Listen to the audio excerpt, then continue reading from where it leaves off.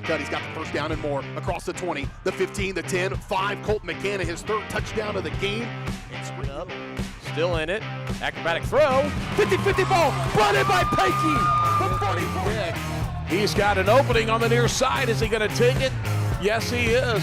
Kaplinger will take it to the house. Fights forward, across the goal line. Touchdown, Trojans.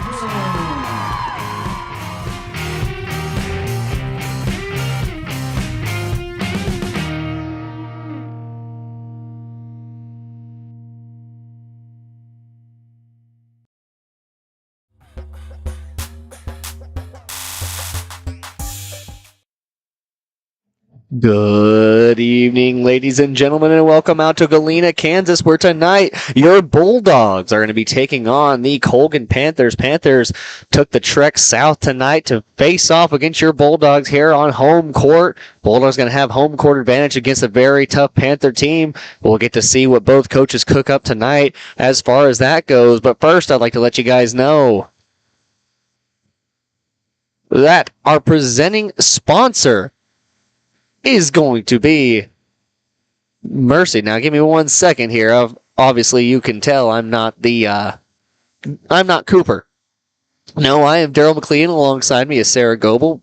Get a little favor here for Cooper today. I have to come home and come over to Galena and hang out with a bunch of Galena coaches tonight. Have a good time. Not really in my element here, but your presenting sponsor is Mercy Specialty Hospital and Orthopedics in Galena, an innovative healing environment for surgery, specialty care, physical therapy, imaging, and wellness programs right here in SEK with all private rooms and spa-like surroundings. Learn more at mercy.net or call 620-783-1732. Make sure you give them a call for any needs that you guys might have.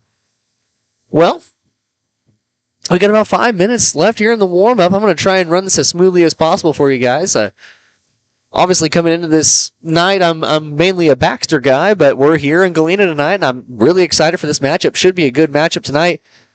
The favorites are probably the Colgan Panthers here in this girls' game, but when we go over to the boys' game later on, it's going to be a very tight matchup, and I expect both teams to put up a good effort. But we got the girls' game here first. So, Sarah, what do these Galena Bulldogs have to do in order to take down the Colgan Panthers tonight? Well, last week we had the pleasure of watching Baxter play Colgan, and they struggled with shutting down Lily Brown, along with many others. They really need to be aggressive and play a great defense and try to slow down the Colgan offense. They run a quick offense, so just slowing that down and not making mistakes and handing the ball to them. That's definitely true, and one of those things that we know and probably everyone knows is that Coach Farabi special where she runs that full court press nearly all game, and she runs it kind of like an old coach that I once knew. It was a college coach. Can't quite remember his name right now, but she brings up her real quick players and one of her giants, which Colgan somehow always finds a giant to play down low on their girls team, and they'll play a full court press and almost negate any type of passing that can go around. So it's really going to take an effort by this Galena team to break that press. But once you do, that Galena team breaks down a little bit on defense. That Colgan team breaks down a little bit on defense. So you'll have definite opportunity to score. The key is going to be executing on those opportunities and finding a way to score. We got about 3.5 minutes left until tip-off tonight, so we're going to take a quick break. When we come back, we're going to have starting lineups, and we'll be ready for Bulldog basketball here on Galena Sports Live.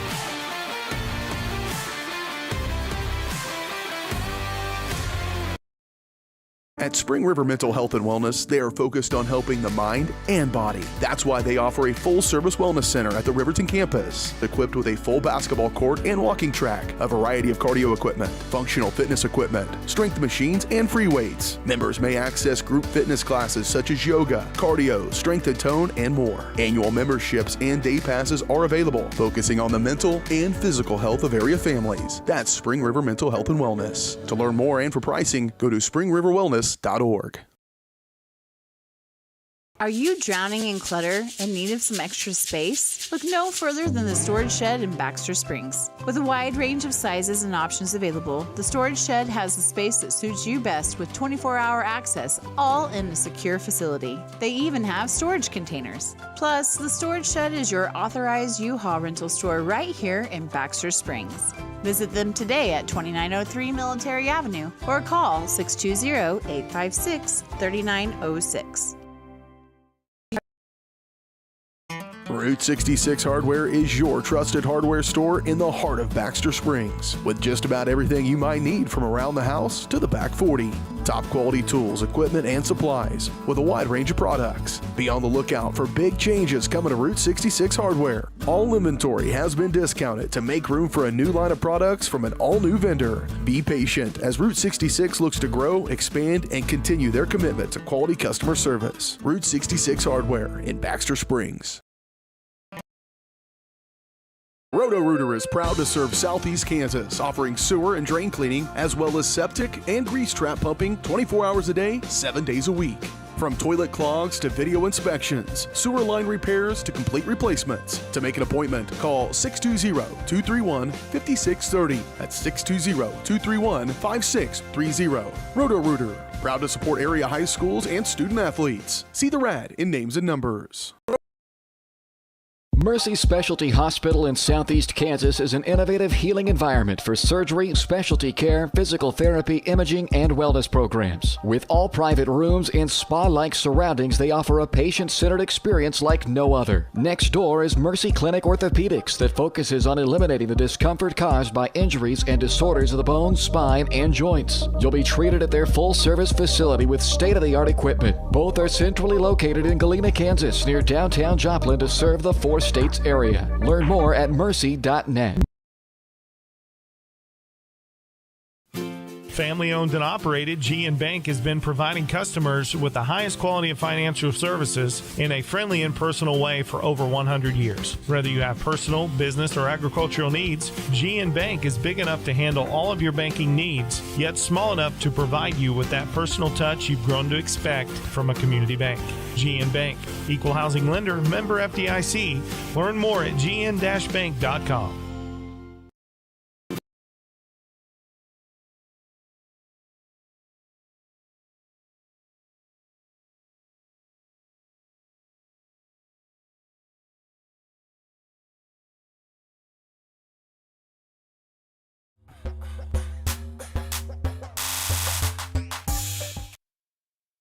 Welcome back, everybody, to Galena, Kansas, where tonight your Bulldogs face off against the Colgan Panthers. Set to be a good matchup tonight. They're getting ready to do their starting lineup. So, Sarah, go ahead and run down with the Colgan starting lineup for us. So for the Colgan Panthers, we have Jacayla Davis, Lady Meek, Mariah Harris, Polona Polon, and Lily Brown.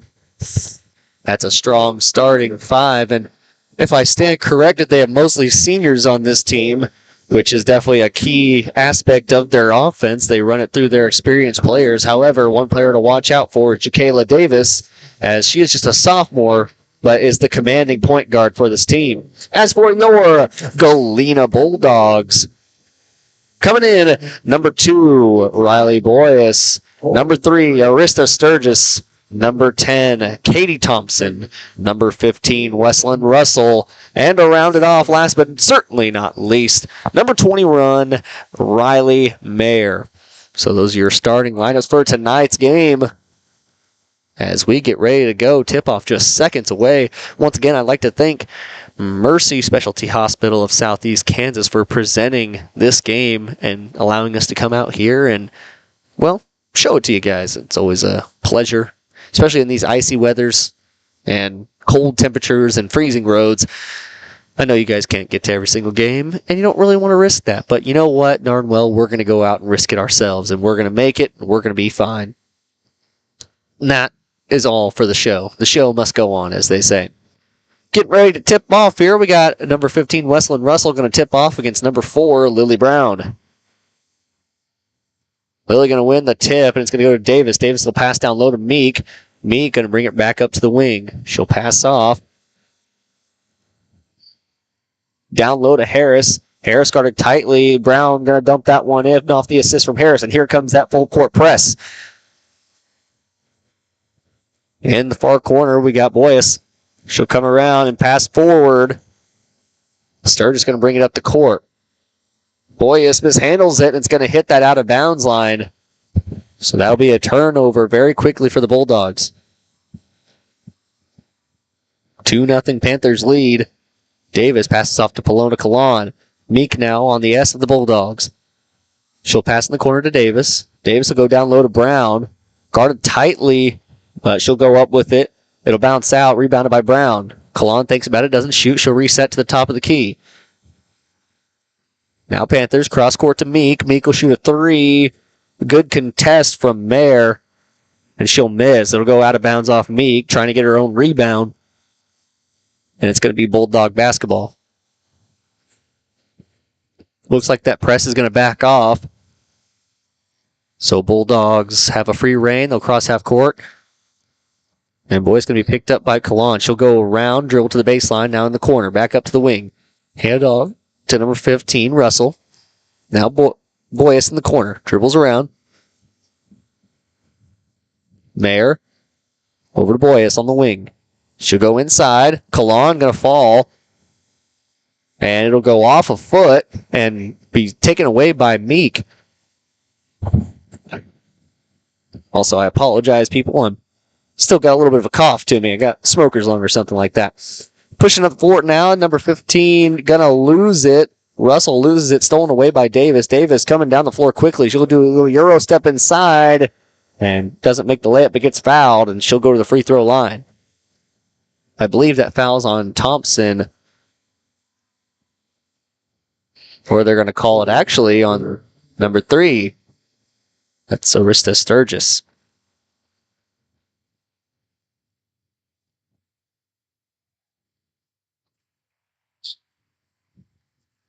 That first free throw good.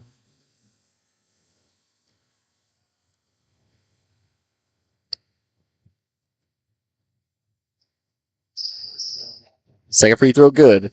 The press will be reinstated. Sturgis to Boyce. Boyce breaks past Davis. Russell goes back towards the middle. Boyce has a break on Davis. She brings her down to the baseline. Crossover and goes back towards the middle.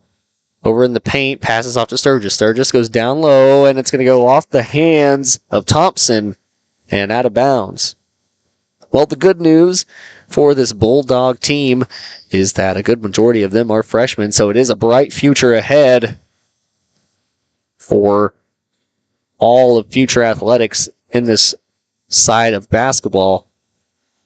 Kalan has it on the wing. Davis in the corner will shoot a 3. That's good. 5 points in the game for Davis. Russell get the inbound from Boyce. And that's going to be a timeout. So a quick timeout for Galena. We'll take a quick timeout with them. You're watching Galena Sports Live. Family owned and operated, G&N Bank has been providing customers with the highest quality of financial services in a friendly and personal way for over 100 years. Whether you have personal, business, or agricultural needs, G&N Bank is big enough to handle all of your banking needs, yet small enough to provide you with that personal touch you've grown to expect from a community bank. G&N Bank, equal housing lender, member FDIC. Learn more at gn-bank.com.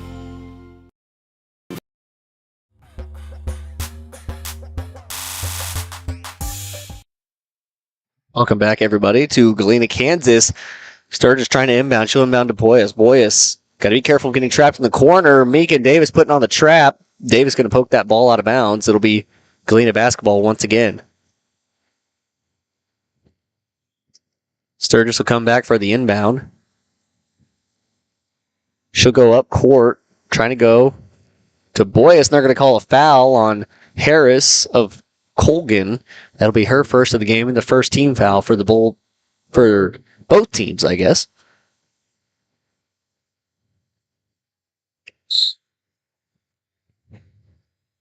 Boyce going to get the inbound pass, and it's going to tip that line, so it'll be Colgan basketball. Another turnover for the Bulldogs, something that needs to be avoided as they go further in this game. Panthers don't miss shots very often, especially when going down low. So definitely got to be aware of that. Russell going to come up with a steal. Russell, they're trying to go inside to Meek, and Russell picks it away from him. Boyce brings it across the court. Kalon going to pick her up. Russell will take the handoff. Back to Boyce on the wing. She'll dribble near. Sturgis, a deep three. Bang! There is the Sturgis. First points of the night go to her. She's going to hit a three from way outside. Kalon, picked up by Sturgis. Sturgis going to go over to Davis on the wing. She'll go inside. Tries to pass off to Meek. It goes off hands, and it's going to be Galena basketball. Handful of substitutions here. Entering the game for Galena, number 5, Dakota Bennett. Just a sophomore herself. And it appears number 12, Morgan Strong. On the Colgan side of the ball, you got number 15, Molly Sweezy. And I believe number 3, Lauren O'Brien. So Boy is going to take it on the out-of-bounds line. They're going to call a foul. Little blocking foul there on Kalon. That'll be her first. Second team foul for Colgan. Sturgis passes into Russell. Russell will take it across court for the Bulldogs. She'll be picked up by Davis. She's standing on the G of Bulldogs. Passes off. Boyce in the corner. Going to get a screen from Strong and shoot up a three, and bang! Boyce from outside. And right now, the Bulldogs shooting 100% from outside. 2 threes in the game and 6 points for the Bulldogs. 7-6 is the score. Brown going inside. She's going to get that ball stripped away, and they're going to call a travel. A travel on Lily Brown. And it'll be Bulldog basketball. Boyce gets the inbound. Davis guarding her tightly in the corner. She's going to get trapped. And it's going to go off the knee of Brown. But first, a timeout is called. So Galena has to call a timeout on that press. We'll take a quick timeout with them. You're watching Galena Sports Live. Roto-Rooter is proud to serve Southeast Kansas, offering sewer and drain cleaning, as well as septic and grease trap pumping 24 hours a day, 7 days a week. From toilet clogs to video inspections, sewer line repairs to complete replacements. To make an appointment, call 620-231-5630. That's 620-231-5630. Roto-Rooter, proud to support area high schools and student athletes. See the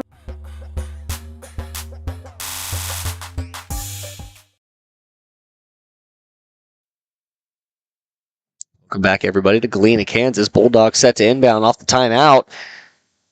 3 timeouts left for the Bulldogs here. Russell going to get the inbound.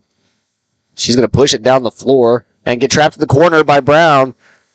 Boyce gets the pass from her. She'll dribble it down and pass off. Strong with the 3. No good. Just off that front iron. Rebounded by Brown down low. Davis going to get that inbound. Pass it deep to Kalon. Kalon has a fast break. 2-on-2, and they're not going to execute the layup, but Brown's going to get the rebound and put it back in. Boyce has the inbound, tries to go past Brown. She does. So pass off, runs into trouble first, and Brown going to go up with the easy left-hand layup off the assist from Davis. And here's where we see the press start to take effect. Passing is the key to beating the press, and they're going to get Sturgis with a travel. So all that momentum that came off those 2 threes seemingly erased by the tight defense from the Colgan Panthers.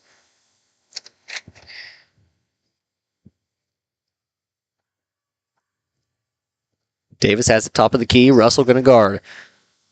Bulldogs in a 3-2 zone.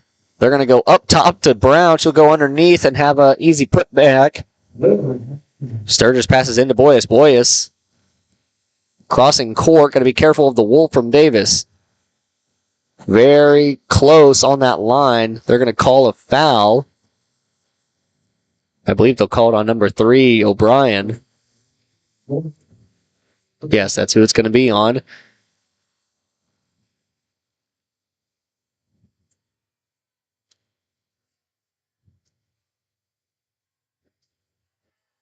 Boyas. Inbounds to Russell. It's going to be poked away by Sweezy. Meek gathers it. Tries to pass up to Sweezy, and Sweezy will recover. She'll pass inside to Meek. Meek goes up for the left. Misses. Brown gets the rebound. It's going to be missed around a little bit and be Bulldog basketball.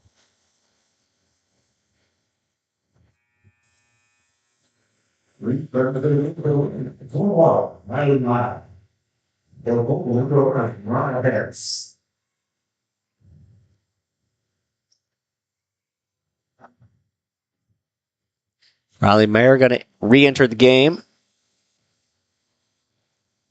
Passes into Boyas. Boyas trapped in the corner. She'll go against the grain on Meek. There's 3 Panthers trying to steal that ball from her. Sturgis brings up the floor. Excuse me, that's Meyer. Now Boyas working around, guarded by Brown. She'll hand off to Russell. Panthers playing a 1-3-1 zone. Boyas guarded by Davis. She'll go cut inside to the paint. A 3 ball. They're going to rattle out. No good. That 3 ball shot up by Meyer. O'Brien.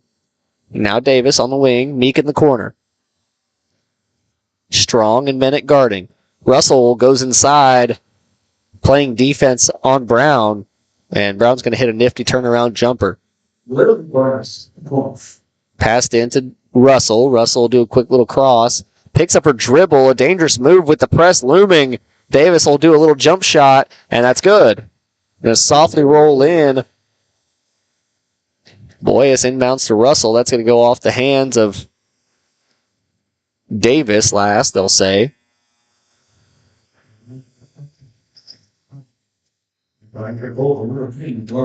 Katie Thompson will return to the game for Dakota Bennett. And Lily Brown and Lauren O'Brien will exit. Looks like Mariah Harris. And I think Kyla Osborne will enter. Stolen away by Kalan, and Osborne going to get it easy too. Excuse me, folks. I couldn't hold it in. Sorry. They're going to call a foul.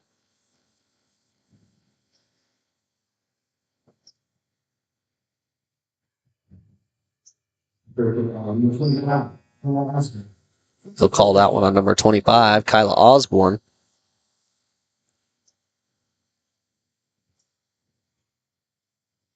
Looks like Coach Frobby going to call off the Dogs. They'll play just half court.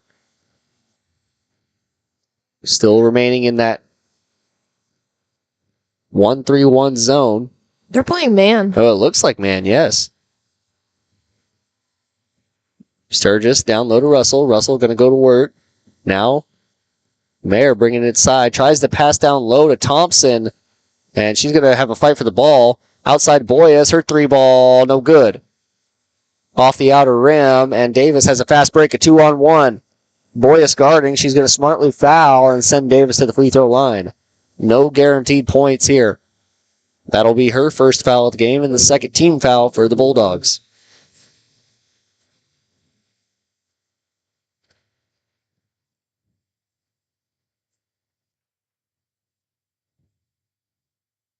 And that first free throw is good.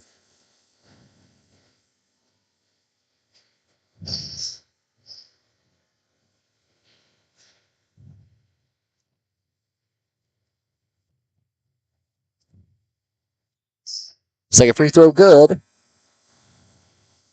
And Lily Brown will come in for Jacayla Davis.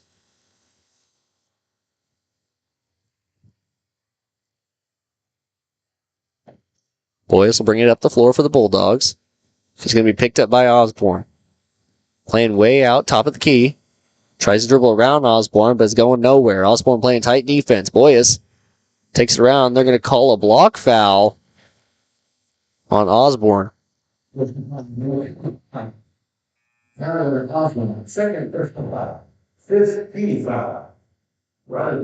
that is the 15th foul, so Boyes will be sent to the free throw line. An opportunity here for the Bulldogs to cash in on some easy points. Free points, if you will.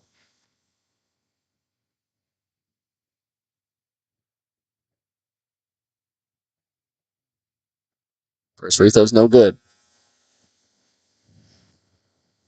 46.7 seconds remaining here in the first quarter. 21-6 is the score. Boyes with a chance to bring that score up to 7. As I imagine Coach Farabi will have them take that last shot of the quarter. Meek passes the corner to Kalan. She'll go down low to Brown. Brown double team down low. Harris going to get the pass from her. She passes out to Davis on the wing. They'll reset the offense. Meek to Kalan on the wing. Now Meek up top, guarded by Russell. Russell giving her a lot of room. Now Davis on the wing, guarded by Mayer. In the corner, Kalan, her 3-ball, no good. It'll be rebounded down low by Brown. They're going to call a foul. We'll have to see who that's on. That's going to be 2 shots for Brown at the free throw line. They're going to call it on Sturgis.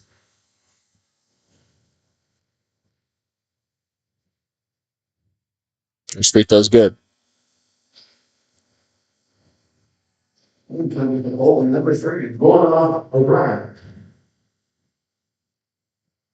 O'Brien going to re-enter the game for Kalan.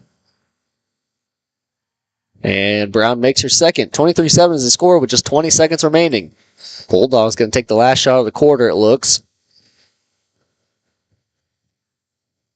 Bryan guarding up top. That man defense playing tight. Sturgis gets a screen, but no work off of it. Just 3 seconds. Boyes going to do a running floater. No good. And that's going to be the end of the quarter. So 23-7 is the score here at the end of the first. We'll take a quick break. When we come back, we're going to have second quarter action here on Galena Sports Live.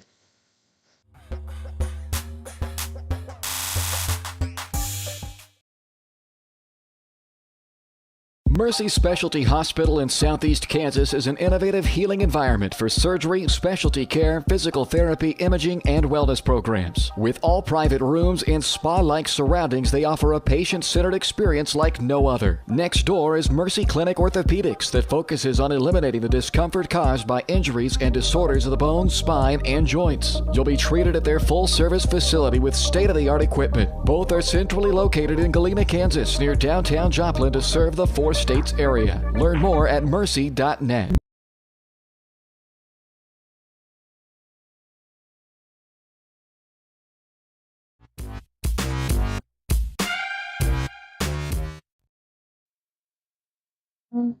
Welcome back, everybody. 23-7 is the score. My name's Daryl McLean. Alongside me, Sarah Goebel on color and camera. And Panthers shot up to a good 16-point lead. Here entering the second quarter, that press caused a lot of the issues for the Bulldogs. It was 7-6 at one point, and then that press kind of took over, and Panthers haven't looked back since. It's been a scoring exhibition from them. Brown leading the team in points right now for the Panthers. That one's going to be poked away by Meek, but Sturgis will recover. Boyes to Meyer in the corner. That one's poked away by Kalan. Kalan to push the floor. They have a 2-on-1. She'll pass it into Meek. And good defense for the Bulldogs, but Meek's still going to score.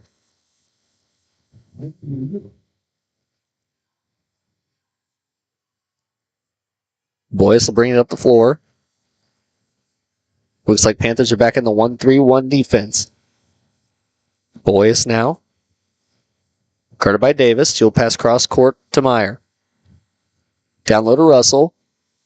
Russell outside to Sturgis. Sturgis inside. Pass out to Boyes. Boyes thinks about shooting. Doesn't. Should go middle towards the paint. Going to be poked away by Brown. Davis pushing the floor for the Panthers. She'll go inside. Have an easy layup. 27-7 is the score.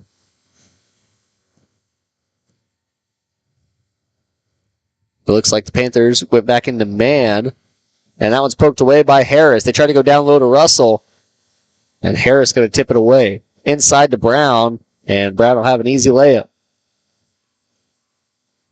You know, we said it last week on our Baxter broadcast. I definitely think Lily Brown can dunk. She's just holding back. She should do it just once. Just once. Boyes has it. Guarded by Brown. Looks like they've entered a 2-3 zone. Boyes hands off to Russell. Russell picks up the dribble. And there's going to be a timeout on the floor. Ref going to have Harris repair the flat tire.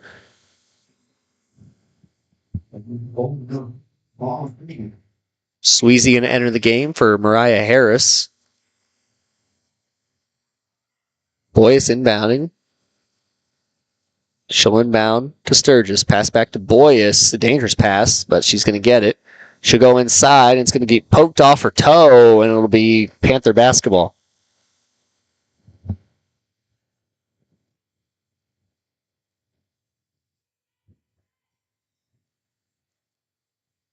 Davis.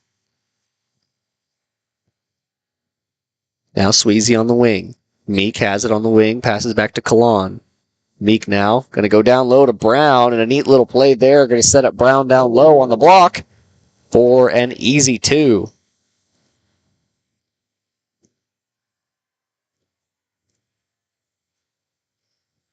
Sturgis inside. Thompson going to poke that one around. Boyes gets it back. She'll go right into Davis and tries to pass down low to Russell, but Brown is there for the steal. Davis passes to Meek. Meek will go inside, or at least try, but Boyes is there with tight defense and pokes that one away. Bennett and Strong going to return to the game. They'll come in for Thompson and Meyer. Inside to Brown. Brown do a little jump shot. Not going to hit. They're going to call a jump ball on the rebound, so it'll be Panther basketball once again.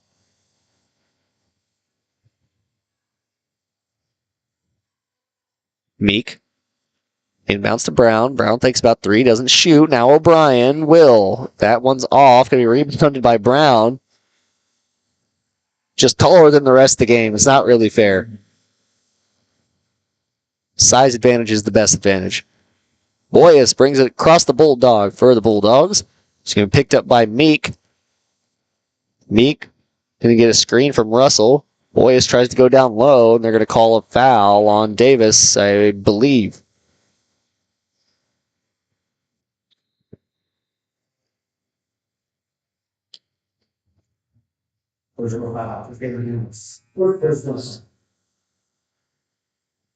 Klon will enter the game for Meek.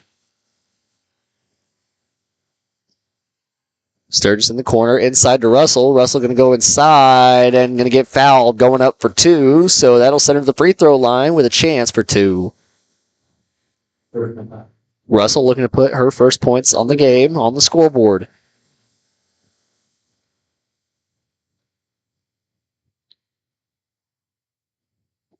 First free throw is good.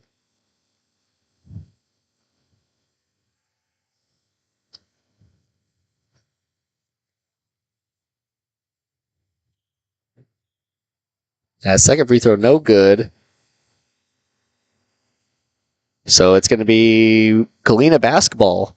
Ball goes way over to the sideline, and in a race for the ball, Sturgis and Sweezy go after, and they say it goes off Sweezy's hands last, so who am I to disagree? Back in the corner to Boyes. She'll dribble inside, pass out to Sturgis, now to Russell. Russell, bring it outside. Sturgis on the wing. O'Brien guarding Boyes on the wing. Now Sturgis, back to Boyes, to Strong. Strong will go inside, and Brown's going to tip that one away. Another steal for Brown, and Kalan's going to push the floor for the Panthers. O'Brien has it in the corner. She'll pass up top to Kalan. Kalan has it at the top of the key. Picked up by Russell. Now O'Brien on the wing. Back up to Kalan. Kalan to O'Brien, to Davis. Back to Kalan. A lot of passing. That would make My old middle school basketball coach proud. Swing the rock. Davis does a little loop-de-loop. And rebounded by Brown. She goes for the shot, misses. Good defense there by the Bulldogs to make a stand down low and not allow the Panthers to score on their many opportunities. Boyes brings it across court for the Bulldogs. She gets a screen from Russell, tries to go inside, and that one's going to be taken away by Brown. Kalan takes it down to the corner, thinks about three, doesn't shoot, and Sweezy wide open down low. Going to have an easy layup off the pass from Kalan.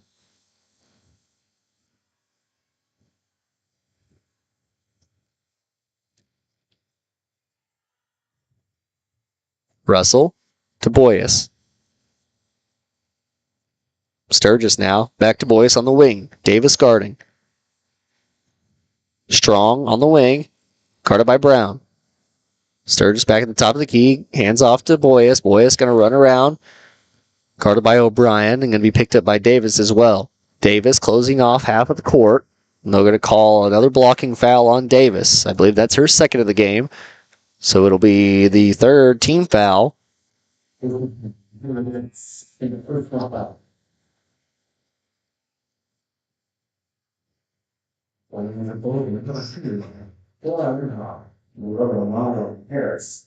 Imhoff will enter the game,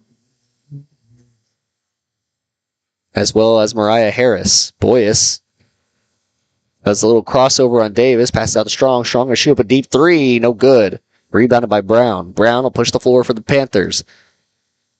She's going to take it across the Bulldogs. Passes off to Davis. Davis to Imhoff. Imhoff has it, guarded by Meyer. Now Davis. Back to Kalan. Kalan on the wing. She'll go inside to Brown. Brown going to moss Bennett. And they're going to get called for a reach-in foul, so we'll see who that foul is on first. They're going to call it on number 2, Boyes. 35-8 is the score with just 2:31 remaining here in the second quarter. It's not that first quarter anymore. Going to be a foul inside. They're going to call that on Russell. They'll send Meek to the free throw line. First free throw, no good.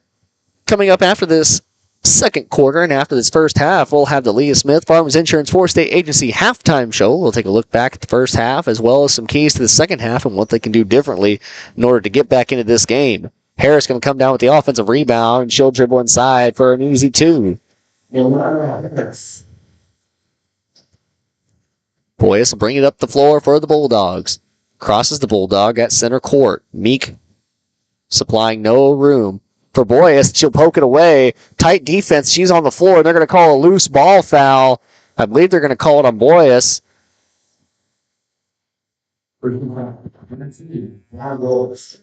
They will. And Brown will re-enter the game for the Panthers.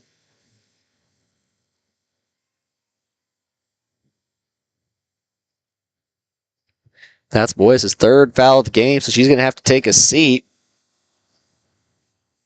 So on the floor right now, you have Russell Strong, Meyer, as well as Bennett and Sturgis. Panthers going to pass inside to Brown. Brown does a little hot potato move, and Davis going to end up with the elbow jumper. She must play a lot around the world because she has been automatic so far from mid-range jump shots. Strong going to have that ball poked away by Meek. Meek gets her on the crossover, going to go for a lefty layup. Strong going to foul and send Meek to the free throw line.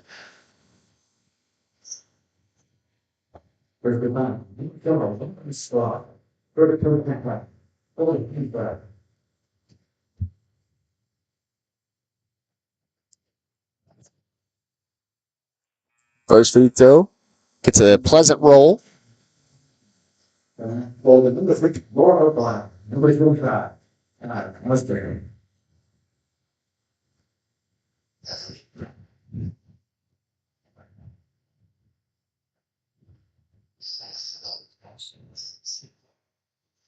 Second free throw, no good.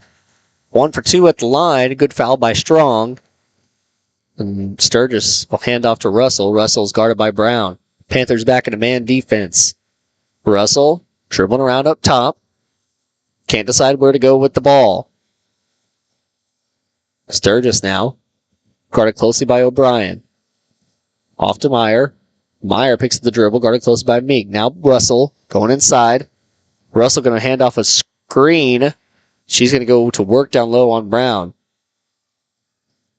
Tries to go inside, but Brown going to get on the floor for it. And it'll be a jump ball, so it'll be Galena basketball with 50 seconds remaining.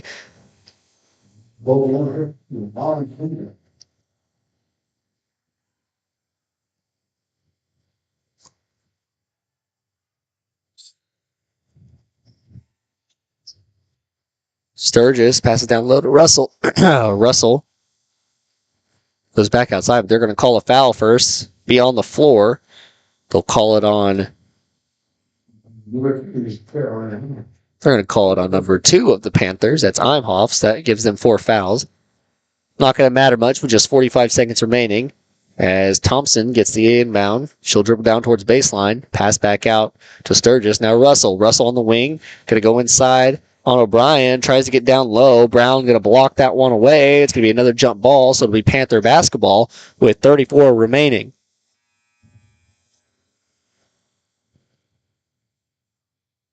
Davis will return to the game. Sweezy inbounds to Davis. Davis going to slow roll up the court. Passes the Bulldog. Picked up by Russell at the top of the key. Now Davis dribbling around, trying to set up some offense. Goes in the corner to O'Brien. Down low to Sweezy. Sweezy going to get blocked. But Brown is right there for the rebound and put back. Just 10 seconds remaining. And Bulldogs can get the final shot if they so are able to put one up. A good screen from Russell. Strong going to take it all the way down to the baseline. They're going to call it travel.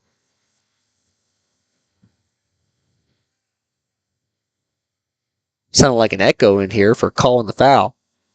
They're going to roll this one in. Pass off to O'Brien. O'Brien's 3, no good. So that'll be the end of the first half here. 42-8 is the score. Panthers took control of this one early and have not looked back since. We're going to take a quick break. When we come back, we'll have the Leah Smith Farmers Insurance 4-State Agency halftime show. We'll take a look back at first half stats, as well as keys to the second half, and much more here on Galena Sports Live.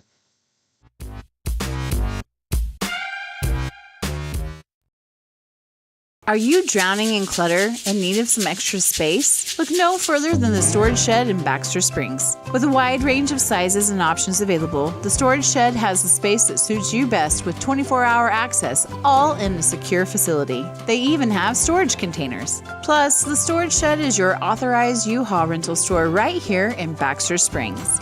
Visit them today at 2903 Military Avenue or call 620-856-3906. Route 66 Hardware is your trusted hardware store in the heart of Baxter Springs, with just about everything you might need from around the house to the back 40. Top quality tools, equipment, and supplies with a wide range of products. Be on the lookout for big changes coming to Route 66 Hardware. All inventory has been discounted to make room for a new line of products from an all-new vendor. Be patient as Route 66 looks to grow, expand, and continue their commitment to quality customer service. Route 66 Hardware in Baxter Springs.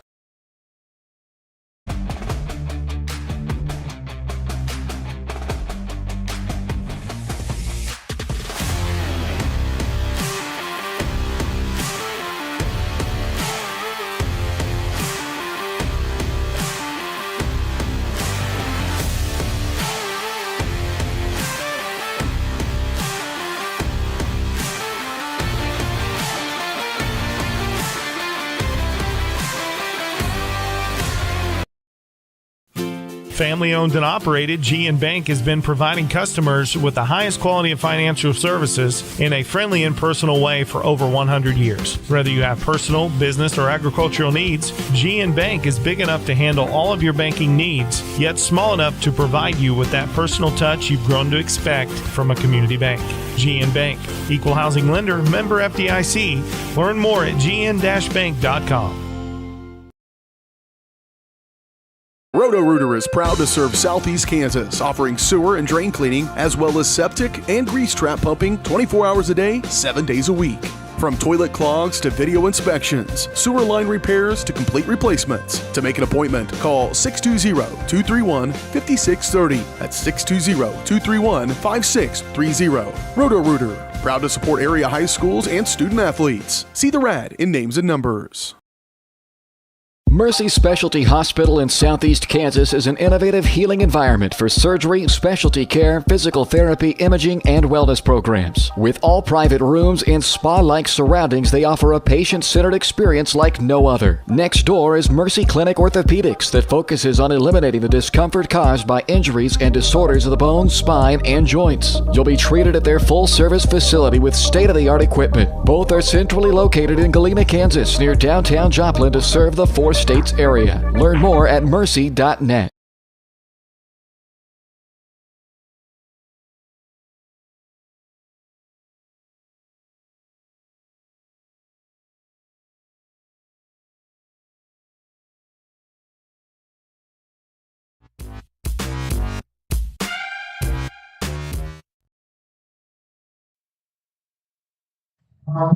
Welcome back, everybody, to Galena, Kansas.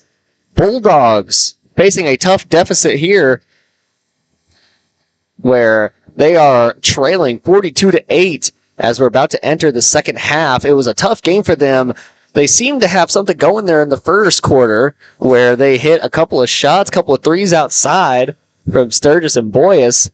But then since then, it's been pretty much nothing going on for them. They've hit 2 free throws, one from Russell and one from Boyas, but besides that, it's been a very slow-moving offense for the Galena Bulldogs. Doesn't seem like they can get past that Galena zone, that Colgan zone. And then when they play men, it seems to cause even more troubles for this Galena offense.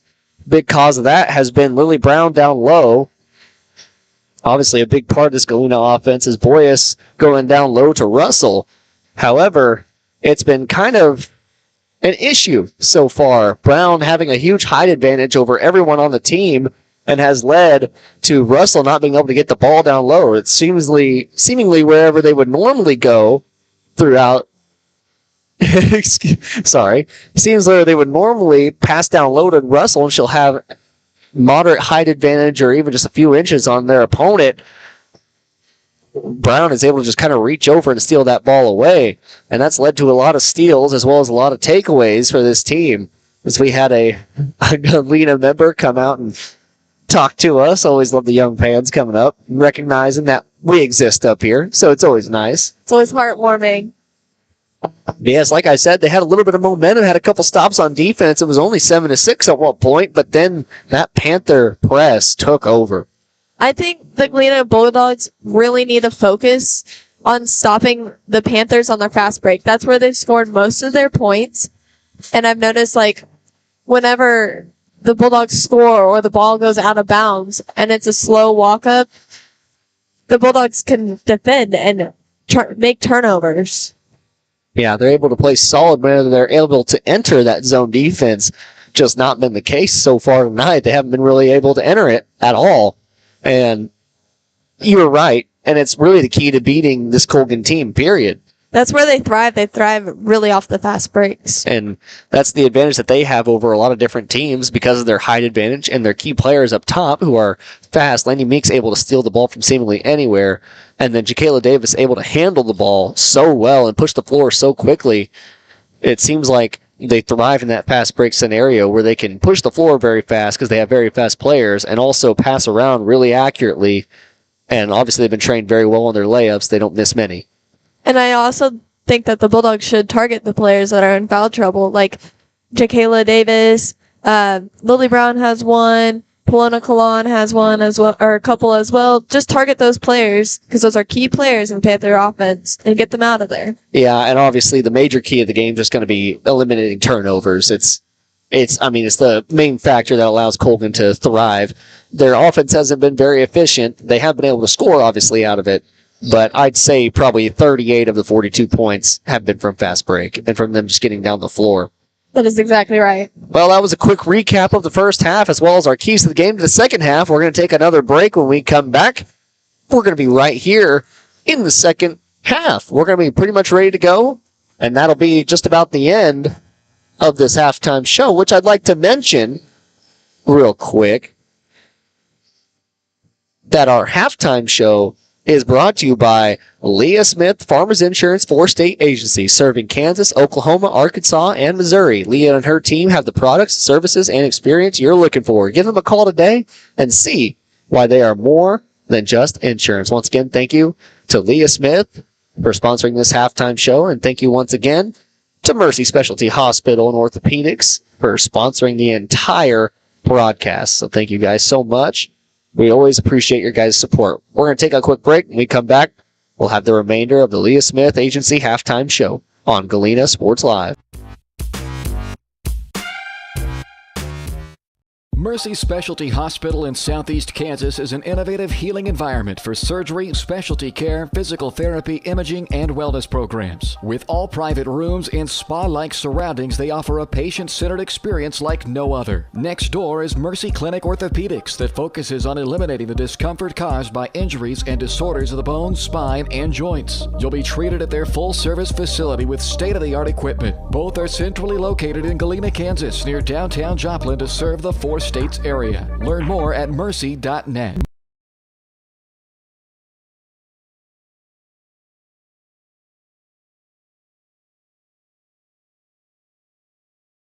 Roto-Rooter is proud to serve Southeast Kansas, offering sewer and drain cleaning, as well as septic and grease trap pumping 24 hours a day, 7 days a week. From toilet clogs to video inspections, sewer line repairs to complete replacements. To make an appointment, call 620-231-5630. That's 620-231-5630. Roto-Rooter, proud to support area high schools and student athletes. See the rad in names and numbers.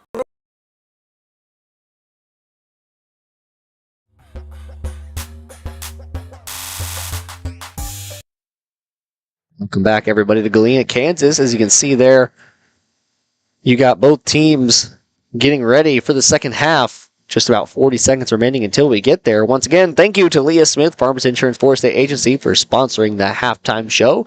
And thank you to Mercy Specialized Hospital and Orthopedics for sponsoring the entire broadcast. Well, Sarah, as we get down to it, we have just about 30 seconds left. We talked about what they can target in the second half in order to win. There's a couple of factors that we have to look at.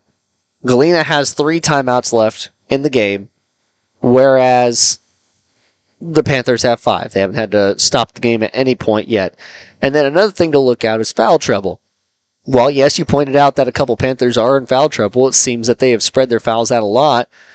Boyas for the Bulldogs has 3 already in this game. So I foresee at least Coach Farabi going right at number 2 for the Bulldogs and trying to put her into even more foul trouble. Just one more foul and she pretty much gets erased from the game. And she's been the main ball handler for the Bulldogs all season. So it's going to be tough as we go in. That's the end of the halftime show as we get set and going here in the second half and also the third quarter. As I fixed that for you guys. Meyer has it, guarded closely by Meek. Meek going to poke that one out. It'll be Bulldog basketball again.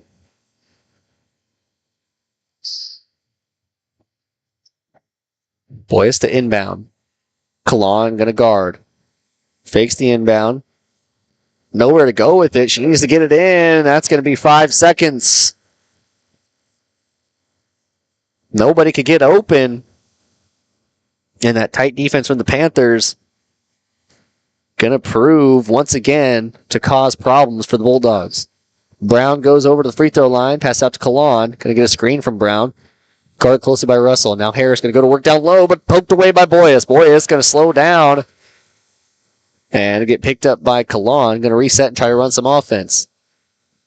Passes off to Russell. Russell guarded by Brown.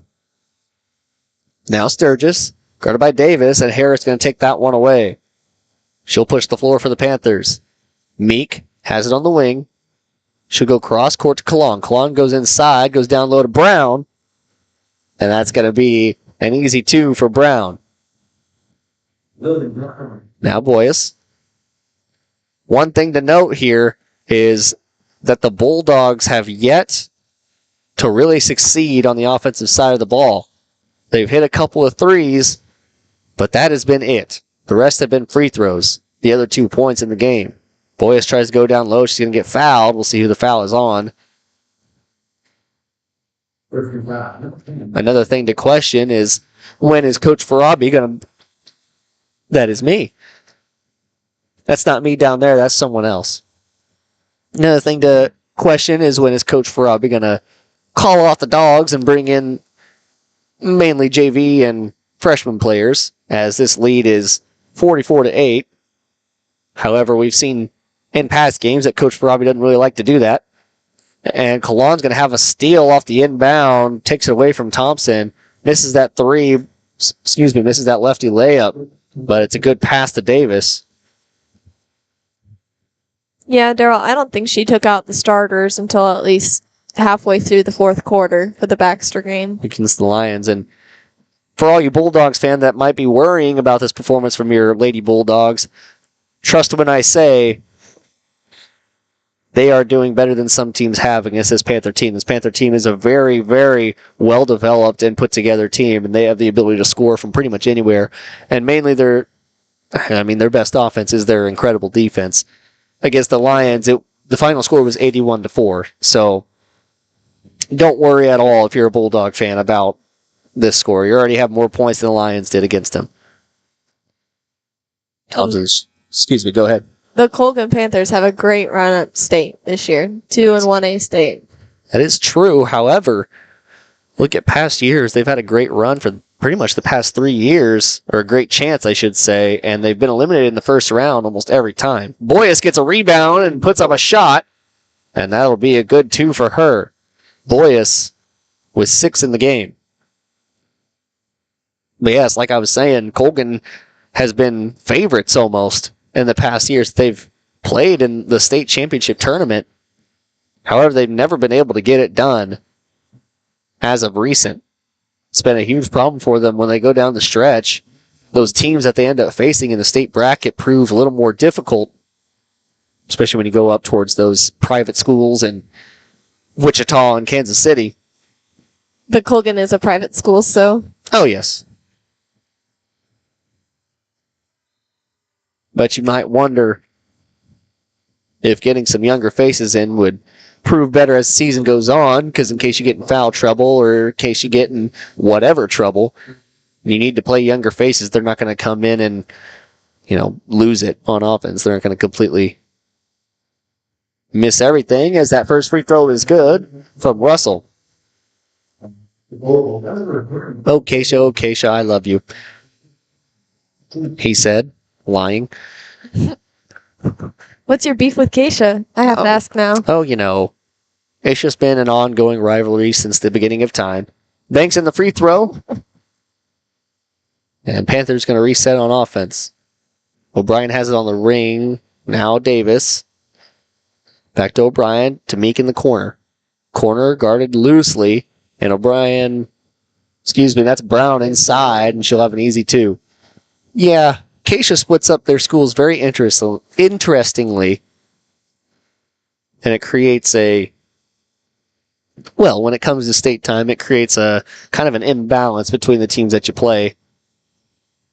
Makes it difficult for a lot of the smaller schools down in southeast Kansas to go far in those state championship brackets. Really takes a special team. Yeah, I remember my freshman year playing at Girard, because that's where we're from. We had 4 kids to make it to 4A, and we absolutely got creamed. Yeah, and the difference between 4A and 3A is incredible. Yeah. The best of 3A, obviously they'll match up well, but they're not going to have the depth or the players that the 4A teams do. As Meek shoots a three in the corner, that's nothing but net. 53-12, 41-point lead.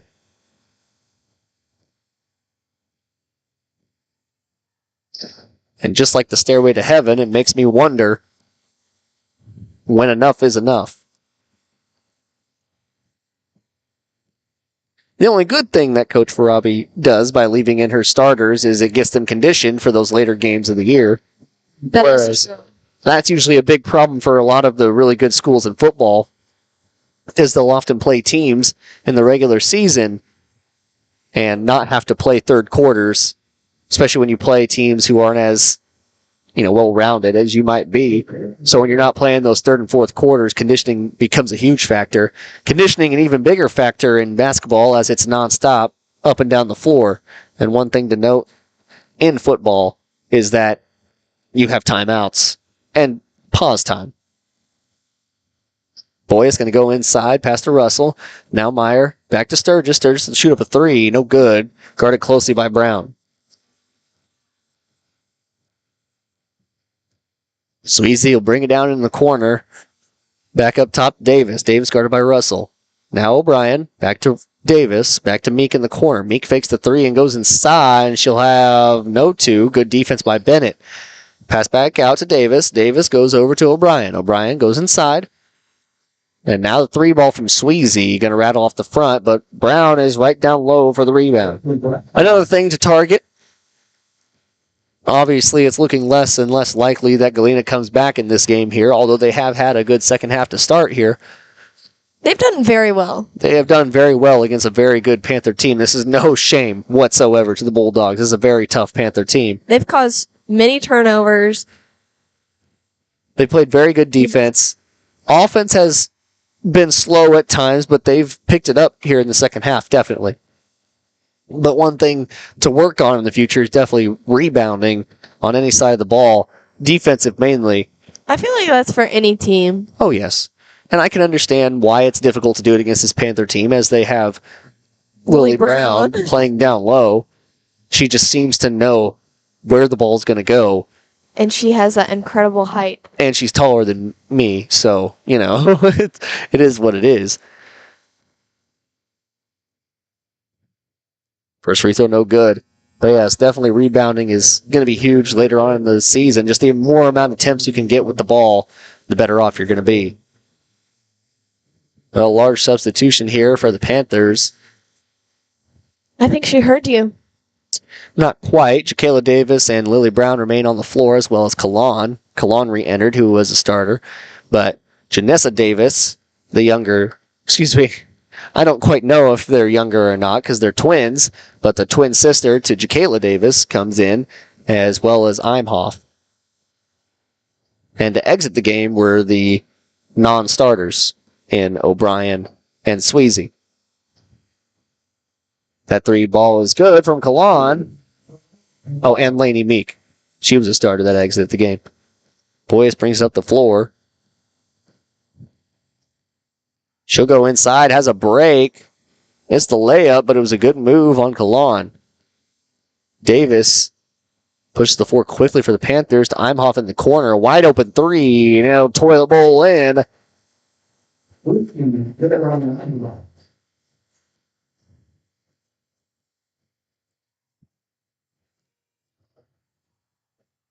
Boyce gets a screen from Russell. Kalan tries to poke it away, but going to get a foul called on her. We'll see what that is. That's the fifth foul, so that'll send Boyce to the free throw line.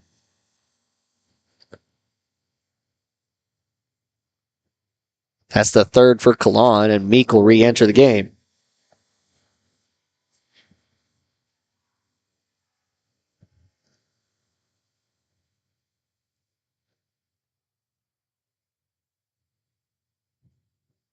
First free throw, no good. Minute 7 remaining here in the third quarter.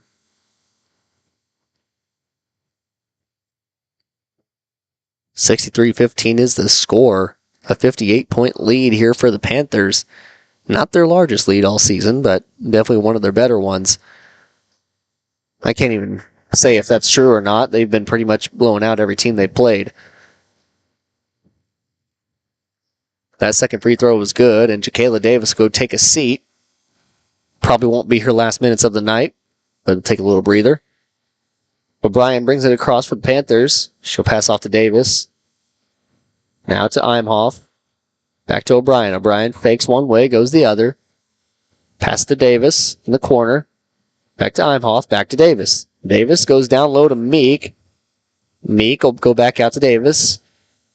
And Imhoff gets blocked by Strong, and Boyes has a fast break. And she's going to have an easy layup on the right side, and that'll be another 2 for Boyes.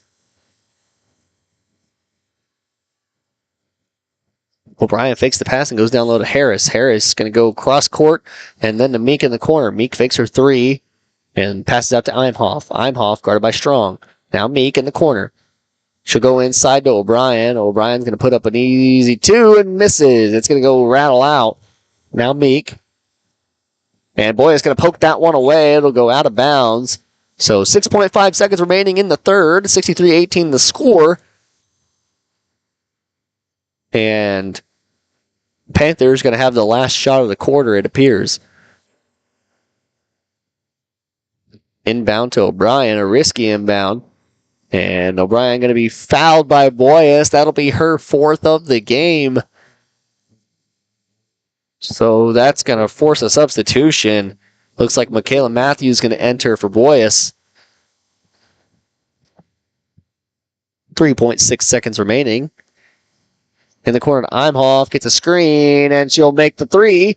And that's going to end the third quarter. 63-18 the score. Panthers lead. Here in a good... Hello, Forest Taste. This is Jay Hatfield with Jay Hatfield Motorsports. Excuse me, I don't even know how that happened. I apologize. We're going to take a quick break. When we come back, we're going to have fourth quarter action here on Galena Sports Live.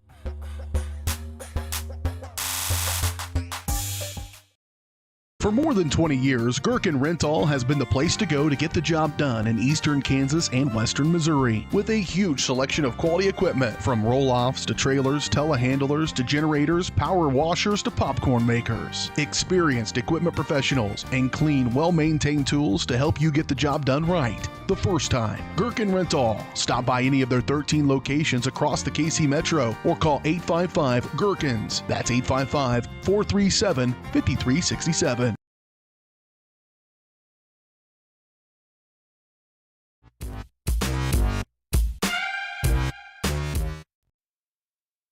Welcome back, everybody, to Galena, Kansas, where we're getting ready to go here with fourth quarter action. Both teams taking a break. 66-18 is the score, and we have just 8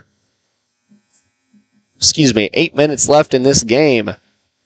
Well, Sarah found some interesting statistics online about the Colgan Panthers. Go ahead, Sarah, and tell everybody what we found. Shout out Max Preps. The closest game that the Colgan Panthers have had is 30 points. And that was against the Diamond team, correct? Diamond, Missouri. And they're a very good team over in the Missouri side. I don't know where they lie in their state rankings because it's different than Kansas. Exactly. Probably better put together. Screen set for Harris. She'll shoot up a 3. No good. The next was Columbus, surprisingly. And that was 35. So, one thing to take away is this Panther team's pretty good. Yeah. They're okay at basketball.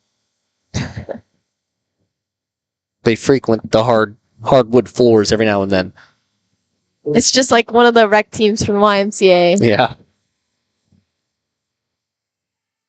You never know what you'll find at the YMCA. To meet Adam Sandler. True. Ex-D2 basketball players. I feel like we've said this before. Yeah, whatever. Different stream. First free throw from Davis was good. Second one, no good. Rattle out. And in a fight for the ball, Harris going to recover. Kalan.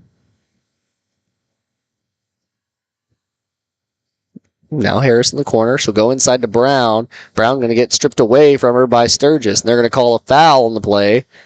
I think they'll call it on Harris, I imagine. Or they're going to call it on Brown.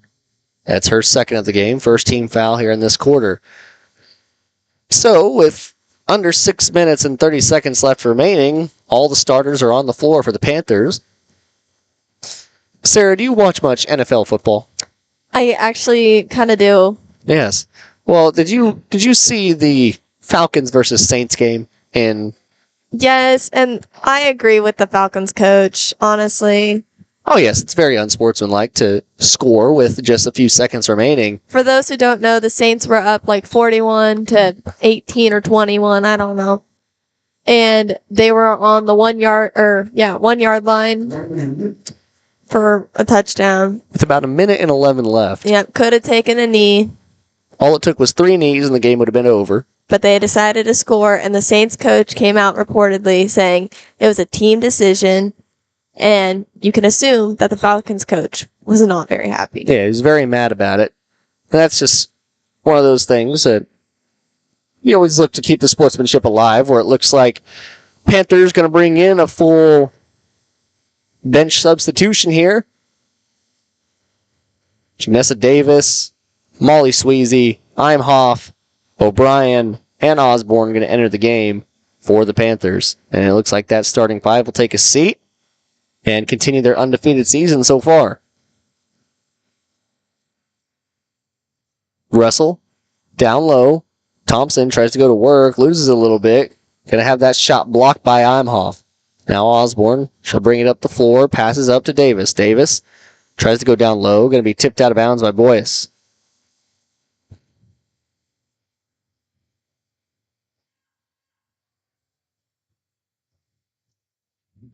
Inbounded to Osborne. She can be guarded by Strong. Goes cross court to Imhoff. Back to Osborne on the wing. Down low to Imhoff. She'll have an easy jumper, and that's good. Imhoff's been throwing darts from that side of the court. 2 threes in the corner, and then a baseline jumper there. Boyce stands in the practice free throw line. Now Sturgis. Going to go inside there and call a blocking foul. Or at that point of the game, it is a running clock for the Panthers. It's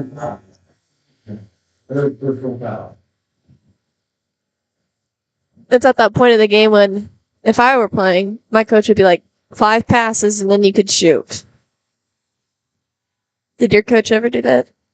If it ever got late in the game, we were losing by a lot. It was get it to the guys who don't normally shoot threes, as that one's blocked away by Strong. Bring in the SWAT team for that one. Russell going to get the rebound and a good defensive stand there for the Bulldogs. But yeah, I got to the point where it was like that kid that always had to play center just because they grew up taller than everyone else. They finally got to shoot threes. That was always the losing by a lot. Or fouling tremendously. Yeah. Always made it more fun. They did away with the 1-and-1s, so. Yep. Well, some new faces here for the Panthers. I'm going to have to go to my roster just to figure out who it is. We're going to have number 12, Izzy Tierney, to enter the game, as well as number 21, Danny Agmore, the younger sister to one of the coaches there on the Panther sideline, Lauren Yagmore. They've had a long line of very successful sisters go through Colgan. As Imhoff has it in the corner, going to pass up to Davis. Now Osborne, back to Imhoff. Imhoff going to have to shoot a 3. That's no good. So I jinxed her, which was a good thing. And rebound there is going to go to number 33, Kendall Hunt.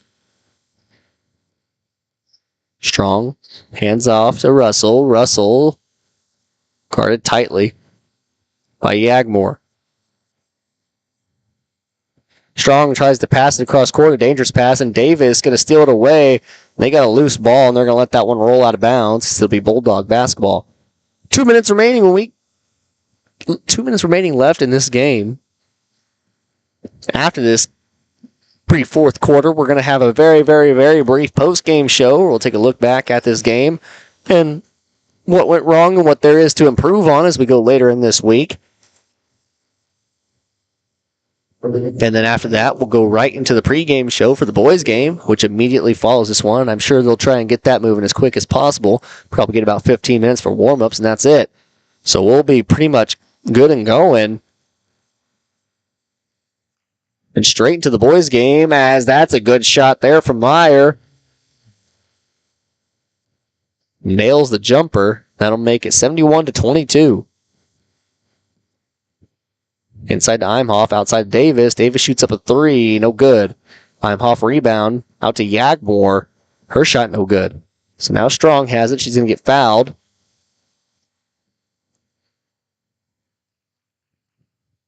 Less than a minute remaining. Once again, we'll have a very brief post-game show, and then we're going to go straight into that pre-game show for the boys' game. And we'll get moving here in Galena, Kansas. Try and get out of here so that the buses can get home safely. Obviously, you got icy roads tonight. Only going to get icier as the night goes on. Temperature is going to drop tonight. Make sure, if you're at home, and it so requires, drip those faucets and maybe place a heater next to your shower just so that it doesn't freeze. Just a little reminder for all those people out there that suffer from the frozen pipes, as I do so often. My shower pipes are next to the attic, and it's barely insulated, so all the it just gets frozen almost every year, and it really just makes me mad. First free throw good. They're going to try and get in the second one before the end of the game, but it doesn't look like it's going to happen. Shoot right at the buzzer. Nope, they were kind enough to stop it for her. So 1.7 remaining. They're going to hurl it for the end of the game. That's going to end it here in Galena, Kansas. 73-22 the final score. Panthers, another impressive performance for them. Bulldogs had actually a very good performance here against the Panthers. Did better than I think what some people could have imagined. This Panther team, like we have said many times, has a good chance at running for that state title. And this Bulldog team did a very good job on what is, I believe, their first game back after break. So we're going to take a quick break here. When we come back, we'll have a very brief post-game show, and then we're going to get right into the pre-game show, as it looks like the boys are ready to warm up. We're ready to warm up our voices for that pre-game show, so we're going to take a quick break. When we come back, we'll have all that and more here on Galena Sports Live.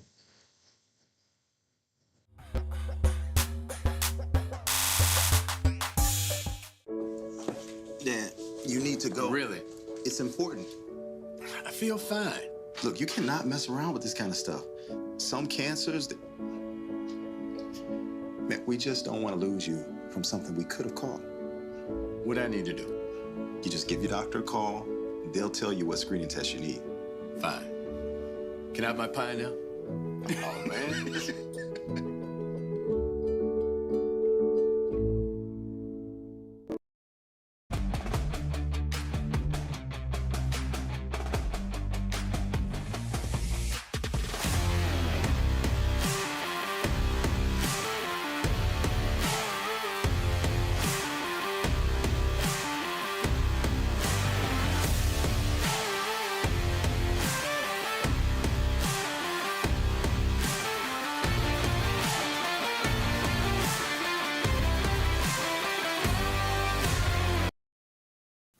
Family owned and operated, GN Bank has been providing customers with the highest quality of financial services in a friendly and personal way for over 100 years. Whether you have personal, business, or agricultural needs, GN Bank is big enough to handle all of your banking needs, yet small enough to provide you with that personal touch you've grown to expect from a community bank.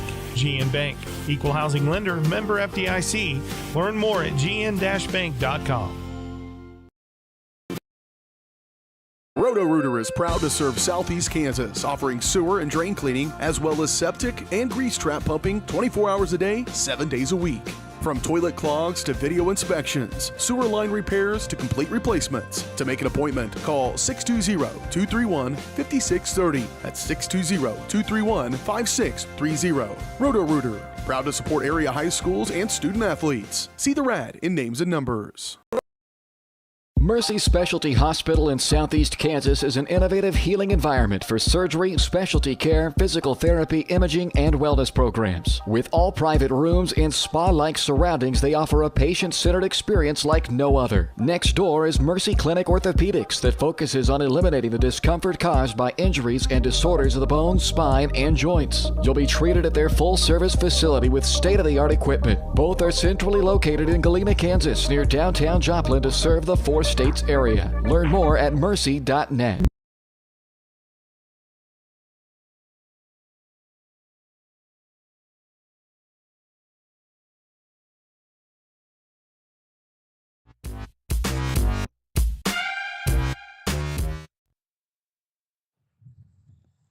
Welcome back, everybody, to Galena, Kansas, where both teams are warming up there. And you can see Bulldogs shooting up, ready to get going on this boys' side. But first, let's take a look back at that girls' game. In the first quarter, it was awfully close there for a while. Panthers went up a quick 7-0, but then Bulldogs would come back down the court. They'd hit a 3, go back, get a stop on defense, and hit another 3, and it seemed like the momentum was on their side. But then the press defense for the Panthers took over, and they'd get a couple of steals straight up and make it 20-6. Then they'd hit 2 free throws before the first half ended, and that'd make it, I don't remember the end of the first half score, but I know the Bulldogs had 8 points going into half. And then, as we went further into the game, it just got to the point where it was tough for the Bulldogs to come back, and I think they knew it on their side. So you kind of want to save your energy for those teams that you're going to see at state, as the Panthers are in that 1 and 2A bracket. So, this is the last time that the Bulldogs will see them until they go back down to Colgan and play them, if they do in the rest of the schedule. I haven't looked at the rest of the Galena schedule. But as far as that goes, it was a tough-fought game from the Bulldogs. Like Sarah pulled up that stat, the closest game that the Panthers have had this year was a 30-point victory over Diamond, Missouri. So against a very tough Missouri team, they still managed to lead by 30 points at the end of the game.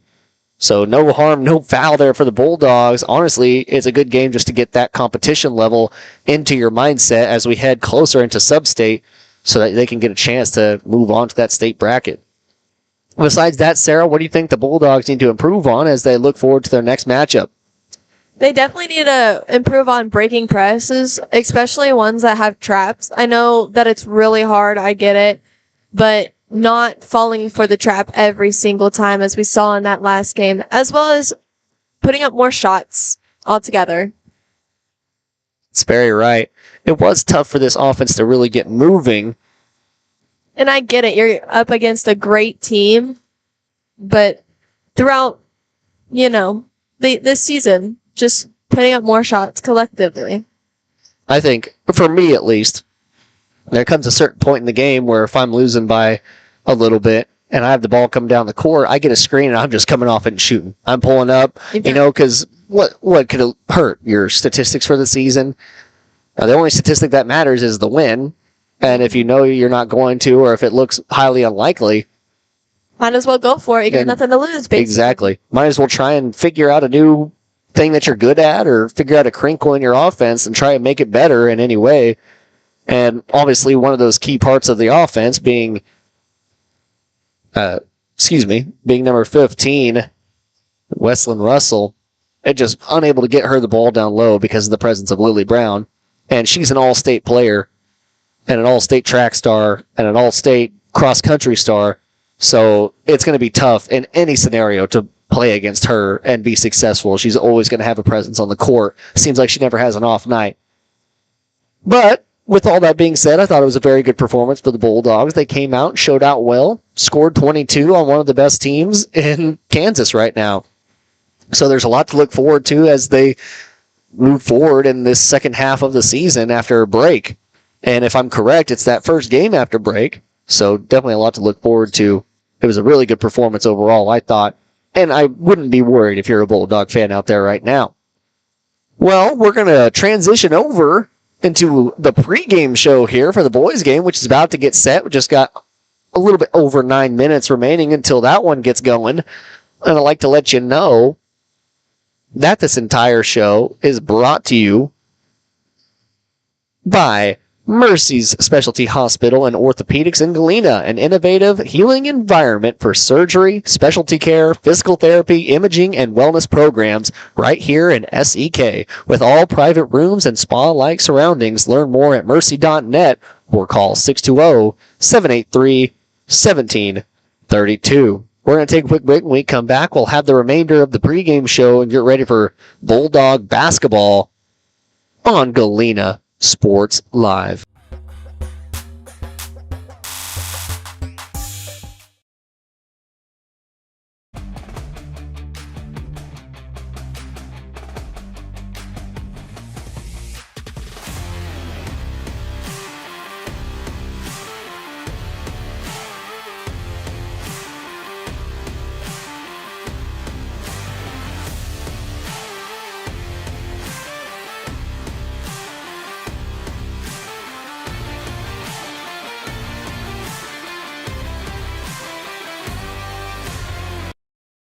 At Spring River Mental Health and Wellness, they are focused on helping the mind and body. That's why they offer a full-service wellness center at the Riverton campus, equipped with a full basketball court and walking track, a variety of cardio equipment, functional fitness equipment, strength machines, and free weights. Members may access group fitness classes such as yoga, cardio, strength and tone, and more. Annual memberships and day passes are available, focusing on the mental and physical health of area families. That's Spring River Mental Health and Wellness. To learn more and for pricing, go to springriverwellness.org.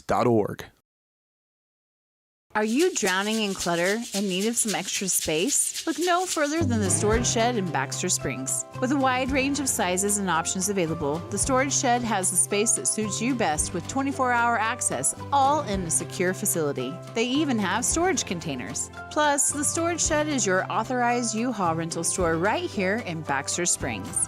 Visit them today at 2903 Military Avenue or call 620-856-3906. Route 66 Hardware is your trusted hardware store in the heart of Baxter Springs, with just about everything you might need from around the house to the back 40.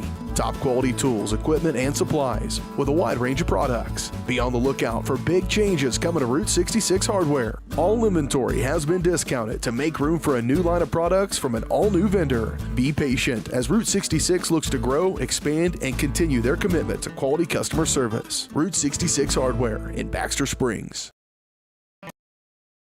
Roto-Rooter is proud to serve Southeast Kansas, offering sewer and drain cleaning, as well as septic and grease trap pumping 24 hours a day, 7 days a week. From toilet clogs to video inspections, sewer line repairs to complete replacements. To make an appointment, call 620-231-5630. That's 620-231-5630. Roto-Rooter, proud to support area high schools and student athletes. See the rad in names and numbers. Mercy Specialty Hospital in Southeast Kansas is an innovative healing environment for surgery, specialty care, physical therapy, imaging, and wellness programs. With all private rooms and spa-like surroundings, they offer a patient-centered experience like no other. Next door is Mercy Clinic Orthopedics that focuses on eliminating the discomfort caused by injuries and disorders of the bones, spine, and joints. You'll be treated at their full-service facility with state-of-the-art equipment. Both are centrally located in Galena, Kansas, near downtown Joplin to serve the four states area. Learn more at mercy.net.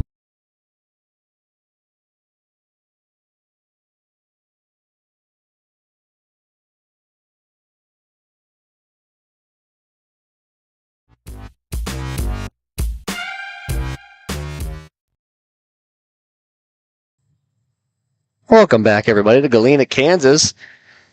We're going to enter the pregame show here for the Galena Bulldogs versus the Colgan Panthers. The men's matchup tonight. As you can see, both teams getting warmed up and ready to go. Well, Sarah, we got a very tough game that's about to come up for the Galena Bulldogs. It's going to be one of their tougher matchups of the season. This boys Panther team has a shot, just like the girls team, to go pretty far in that 2-1A state bracket. So what do your Bulldogs have to do in order to win this game over the Panthers? I think the Panthers team is very beatable. I truly believe that. I think that if the Bulldogs really push the ball and put pressure on the Panthers defense, they will go far in this game and they will come out successful, as well as staying aggressive on defense and putting a stop and shutting down the Colgan offense, basically. Yeah, and I think a big part of that's going to be controlling the pace of the game.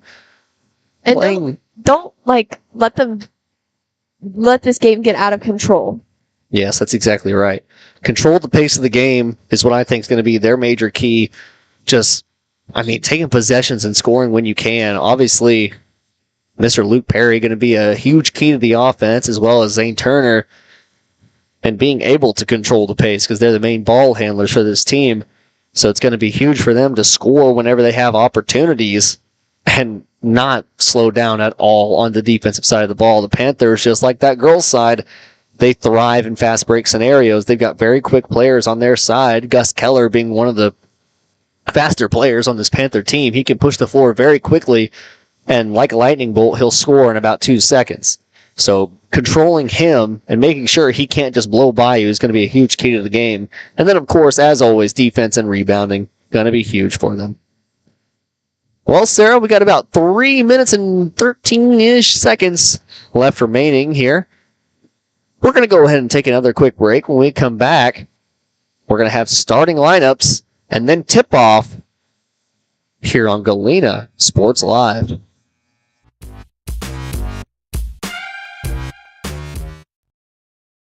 Looking for a pharmacy that truly cares? Look no further than Volker Drug, your hometown pharmacy in Baxter Springs. Locally owned and rooted in our community, check out their large selection of everything you need to keep your family happy and healthy. You can even print your photos at Volker Drug. Take advantage of their convenient drive-thru or local delivery with Volker's Smart Cars. For seniors, Volker offers free Medicare Part D consultations. Volker Drug, where your health and community come together in Baxter Springs. Check us out online at volkerdrug.com. Hello, Four States. This is Jay Hatfield with Jay Hatfield Motorsports. We've been serving the Four States area with motorcycles, ATVs, and side-by-sides, plus offering you parts and service since 2005. We have 2 convenient locations, Pittsburgh and Joplin, selling quality brands such as Polaris, Kawasaki, Yamaha, Can-Am, and Suzuki. Jay Hatfield has a huge inventory available for immediate delivery. We offer financing options and an extensive selection of accessories. Most important, we're making deals. Come in and get your fun started today at Jay Hatfield Motorsports in Pittsburgh or Joplin.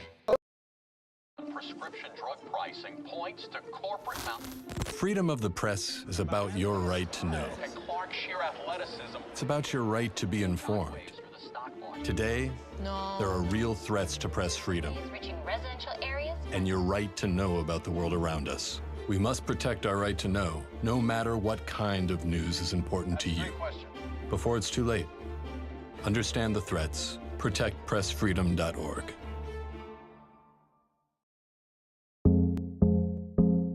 Our whole vision of becoming the four-state agency was because we want to be able to grow with our clients, whether they have a lake house in Oklahoma, whether they're starting a business and expanding into Arkansas. We want to make sure that they're taken care of, whether it's home, auto, financial services, or even life insurance.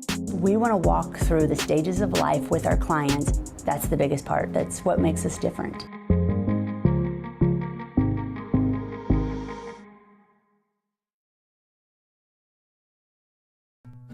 Number one, obviously, is safety.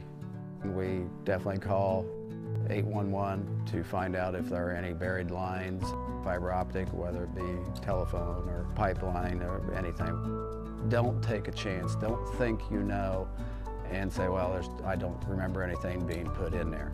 Call 811 and make sure that that's identified, that there isn't something there before you make that crossing. Because in the end, we want everybody going home. Family owned and operated, GN Bank has been providing customers with the highest quality of financial services in a friendly and personal way for over 100 years. Whether you have personal, business, or agricultural needs, GN Bank is big enough to handle all of your banking needs, yet small enough to provide you with that personal touch you've grown to expect from a community bank.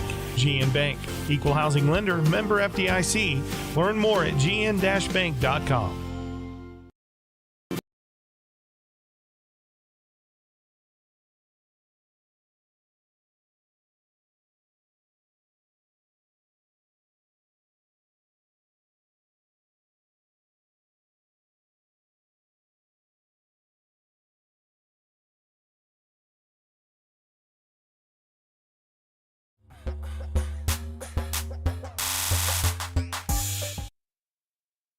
Welcome back, everybody, to Galena, Kansas. We just heard a very beautiful rendition of the Star Spangled Banner from your very own Galena Bulldog Choir, and they're getting ready to do starting lineup. So, Sarah, go ahead and give us that Colgan Panther starting lineup. For the Colgan Panthers, we have Gus Keller, Tucker Harrell, Jack Schrimmer, Cooper Simmons, and Tristan Voss. That's going to be your starting five. For the Colgan Panthers, expect a good matchup tonight between Quentin Cox and Tristan Voss, the two bigs of both teams. Going to have a battle down low, at least I imagine. Going over to the Galena side, number 1, Brant Strupp, a senior for the Bulldogs. A junior for the Bulldogs, number 3, Jack Perry. Another junior coming in at number 4, Thatcher Botkin. And then the man in the middle, number 34, Quentin Cox, a junior as well. And finally, one of the main key seniors of this team, number 23, Zane Turner. Expect a good game from these Bulldogs and a tight performance between them and the Panthers. It's going to be a tough matchup, of course, as this Panther team has been very successful so far in the CNC League, as that is. Expect a big matchup tonight between Quentin Cox and Tristan Voss. Like I said, the two bigs of this team both have similar body types, I should say. They're more of the bruisers down low rather than the finesse players. They're able to just work down in the post and push their opponent back and get rebounds whenever necessary. But on this tip-off, we're going to have Tucker Harrell, one of the better power lifters in the state of Kansas, as well as a CrossFit enthusiast himself. A little bit of a bodybuilder there. Going to go for the jump and win the tip for the Panthers. Bulldogs playing some tight man defense. Passed out to Keller. Keller going to do a little spin move inside. Good defense from Cox, but Keller going to get the roll. Panthers going to come up in a man press, it looks like. No, it looks like they're going to run a 1-3-1 of sorts. Bulldogs working slowly throughout the press. Turner going to bring it cross court. He'll reset the offense at the top of the key. Stroop has it. Back to Turner.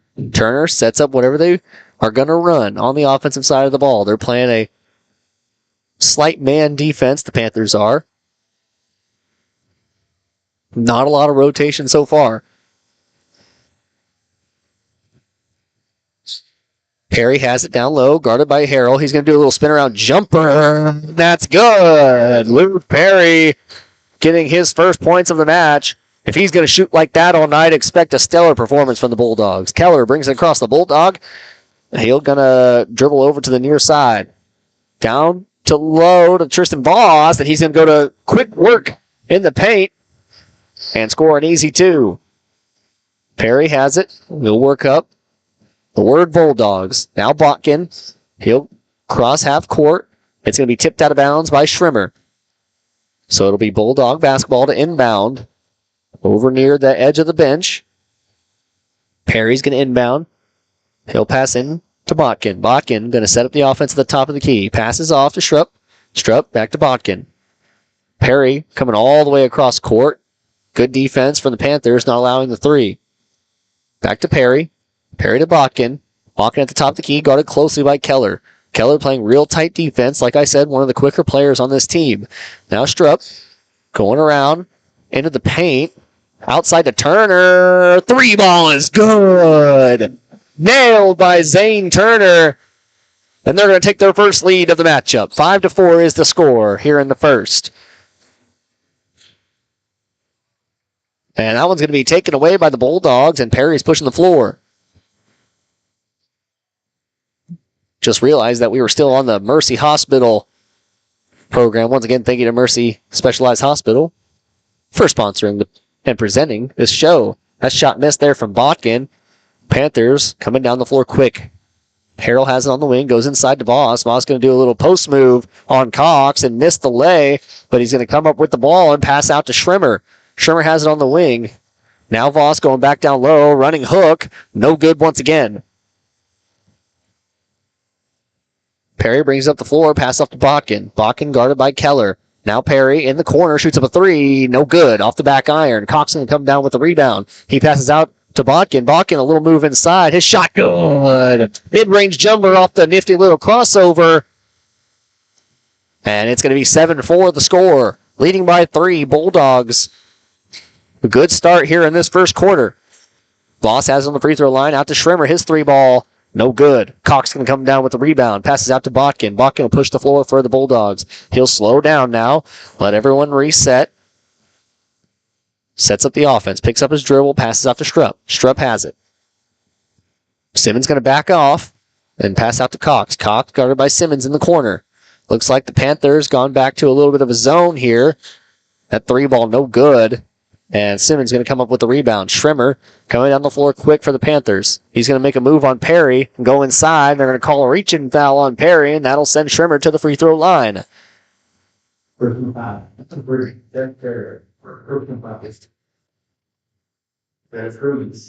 That's Perry's first personal. First team foul for the Bulldogs. That first free throw is nothing but net. It's like Carson Simmons going to come in, the younger brother to Cooper Simmons. And I believe Galena made a substitution as well. Lincoln Kimberling going to come in the game. I didn't see who exited. I'm going to say Strupp exited the game. Perry passes off to Botkin. Botkin going to bring it up the Bulldogs.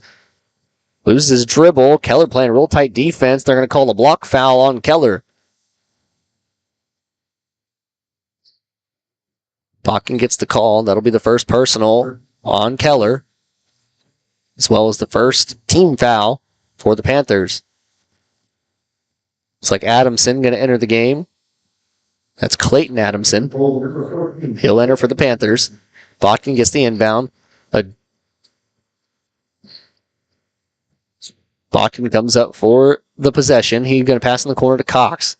Cox goes cross court to Turner. Turner in the corner to Kimberling. His 3-ball no good. Cox comes down with the rebound. Offensive rebounding, a huge specialty for the Bulldogs right now. Schrimmer going to poke that one away. Tries to bounce it off Turner. That ball is loose, but Perry going to come up with it. Turnaround jumper, and that's good. Off the assist from Turner. A good game so far for Perry, using his height going up and over all that the Panthers have. They're going to call a travel on Schrimmer. Gets a little stutter step. And they're going to say he needs a passport for that one. As Strupp's going to re-enter the game, as well as Bryson Strupp. Excuse me. I'm not a Galena native. I don't know last names very well here. Perry. Inbounds to Kimberling. Back to Perry. Over to Stroop. Now Perry. Back to Kimberling. Now Perry. Back to Stroop. Working way down the floor. Stroop in the baseline. Pass up to Kimberling to Turner. Corner 3. No good. That one's going to bounce off, and Adamson will come down with the rebound. Harrell going to come up the floor for the Panthers. He's going to go to work on Turner. A little Euro step inside. Tries to draw a foul. Doesn't get a call. That's going to be a ball on the floor. They're going to call it a jump ball, so it should be Bulldog basketball, I believe. I can't really see the possession arrow there.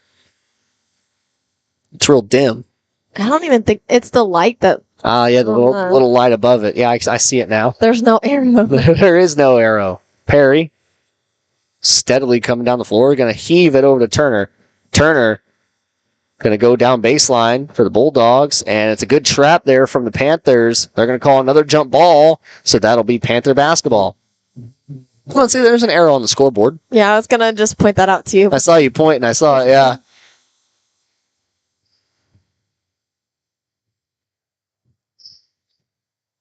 Adamson will bring it up the floor for the Panthers. He's going to be picked up by Stroop. Stroop guarding him on the B. Now off to Simmons. Harrell going to go to work down low. He'll go over Turner, and that's going to be 2 for Harrell. Inbounded to Stroop. He'll pass back to Perry. Perry now going to go back to Stroop. Stroop's crossed half court. He gets a screen. Stroop to Perry. Perry guarded by both Adamson and Harrell. Harrell looks like they're going the box and one. the classic little zone defense where one man follows and the rest play a zone. They're going to call a foul there. I believe they'll call it on Simmons. We'll yet to see. No, they're going to call it on number 14, Clayton Adamson. Voss will re-enter the game for the Panthers. And so will Keller. Adamson and Simmons will take a seat. Cooper still in the game. Passed up top Stroop. Over to Botkin. Botkin goes inside to Perry. Perry loses it. Poked out by Simmons. He'll recover, though. He goes to work on Harrell on a little crossover. Stroop has it, guarded closely by Keller. Now Botkin. Going to go down to the wing. Keller guarding tight. Stroop has it top of the key. He'll dribble inside. Keller got to be careful of the reach-in foul. Stroop at the top of the key goes inside. Perry, turnaround jumper, no good. Good control of the ball, just doesn't get it to fall. Keller now going to go to work on Botkin. Botkin playing good defense. Simmons goes inside to Voss. Voss, a little spin move down low, and he has the touch. 9-9 is the score.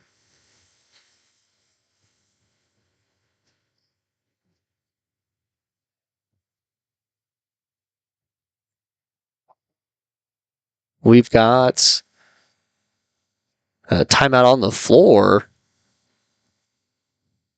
I think the ref wanted to talk to an administrator for some reason.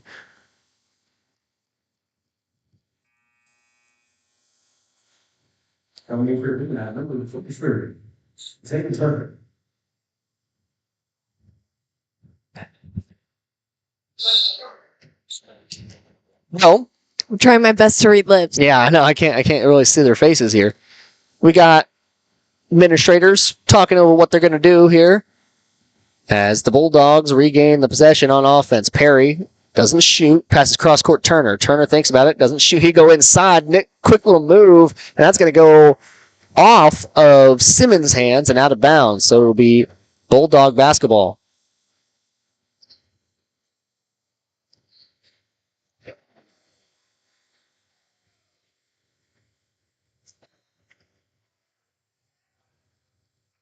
So a little bit of a miscall there from the referee. They're going to say it went off White, and Panthers will have possession. Less than a minute left here in the first quarter. 9-9 the score. Voss has it inside. They're going to call an illegal screen. We'll see who that goes on. They're going to call it on Cooper Simmons. That's his first of the game. Third team foul for the Panthers.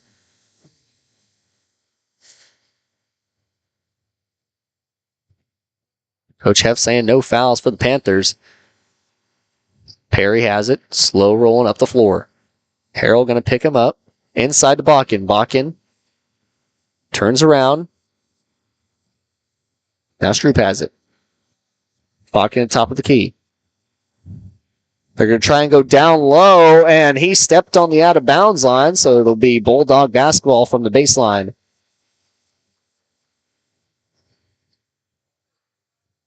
Harrell inbound. Excuse me, that's Perry. Perry will inbound for the Bulldogs. Quick inbound to Cox. Turner to Botkin. Botkin on the wing, guarded by Schrimmer. In the corner, Stroop. Back to Botkin. He'll move around. Pass out to Turner. Turner going to reset the offense. They're once again running the man in the box. Perry has tight man defense being played on him by Harrell. Passes out, and they're going to call a travel on Turner. So with 7.4 remaining in the game, Panthers going to have a late possession.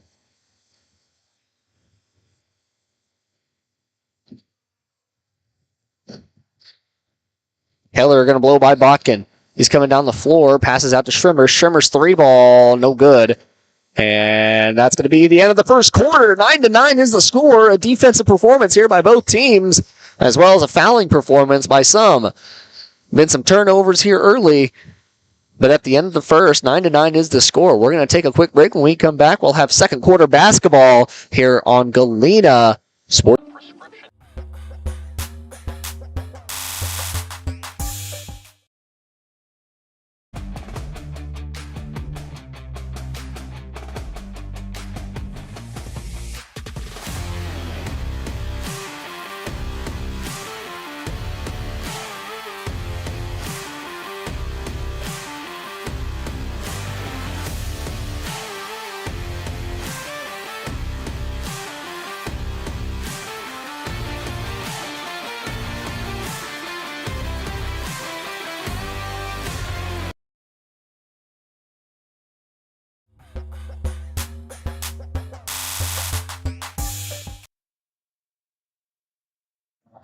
Welcome back, everybody, to Galena, Kansas. Tie ball game as we are about to enter the second quarter. Like I said, it's going to be a tough matchup between these teams. They're pretty evenly set up. Both teams have good outside shooters. Both teams have good ball handlers. And both teams have a big inside that gets rebounds when necessary. Very, very, very tight matchup. I think the decider is just whoever's shots fall more. They're going to have about the same amount of shots on both sides. Botkin has it. Looks like the Panthers once again going to that man in the box. Turner has it outside. Passes over to Botkin. Botkin guarded by Keller. Now in the corner. Back to Turner. His three ball, no good. And rebounded by Harrell. That shot was from Zane Adams. There was a foul down low that I missed while I was checking the roster. But they're going to steal and a foul. A steal and a foul. Maybe I just shouldn't watch anymore, maybe. I guess. They call that foul on Simmons. That's his second of the game. First team foul of this quarter. Botkin's first free throw is good. So that'll give him the lead. 10-9 the score with 7:31 remaining in the second quarter.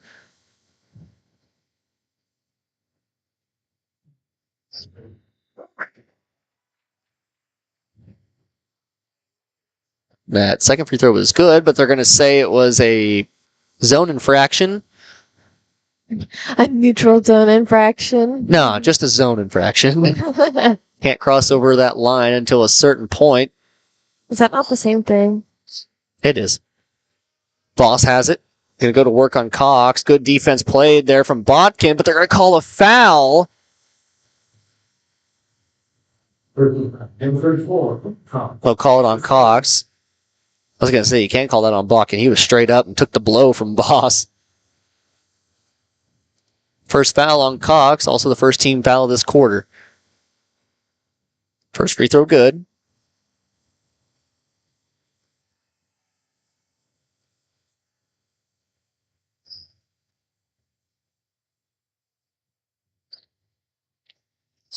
Second free throw off the front iron. Perry will come down with the rebound. He's going to bring it up slowly. Tells the others to back off. Pass to Zane. Adams. Now Turner in the corner. Back to Adams. Turner guarded by Simmons in the corner. Turner shoots up a three in the corner. No good. Rattles out. And Schremer's pushing the floor quickly for the Panthers. Passes out to Harrell, and now the student section is starting to come alive. Voss outside to Schremer. Schremer on the wing. Perry guarding. He's going to go for a little floater over top. Perry going to come down with that rebound. Good defense from the Bulldogs. Another stop on the offensive side. And Turner has it in the corner. Back out to Adams. To Botkin. Perry inside, out to Adams. Now Turner. Turner. Bring it back up top. Pass off to Botkin. Botkin fakes to Adams. Goes inside to Perry. Perry. Out to Botkin. His three ball. No good. So those threes that were firing in the first quarter haven't hit yet here in the second. Keller goes to work on Botkin. Passes out to Schremer. Schremer now tries for a little floater inside, and that's no good. So some shooting troubles for the Panthers as well. Perry, guarded by Harrell. Now Botkin has it. Hands off to Turner. Turner way up top. Going to get a screen from Cox. Thinks about the shot, doesn't, and it's going to be poked away by Schremer. Turner back on defense. And it's a good play by Turner to force that one away.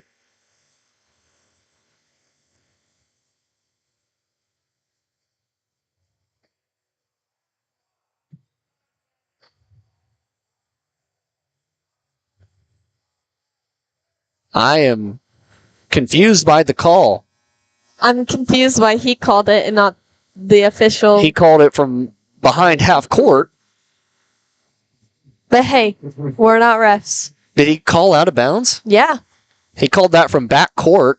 When the official was right there. From my view, that was not out of bounds. But of course, Some refs see different things. Schrimmer's shot no good, and they're going to call a foul on Perry. So refs playing a factor in this game here, as that should have been 2 possessions for the Bulldogs, negated by a foul and a shocking out-of-bounds call.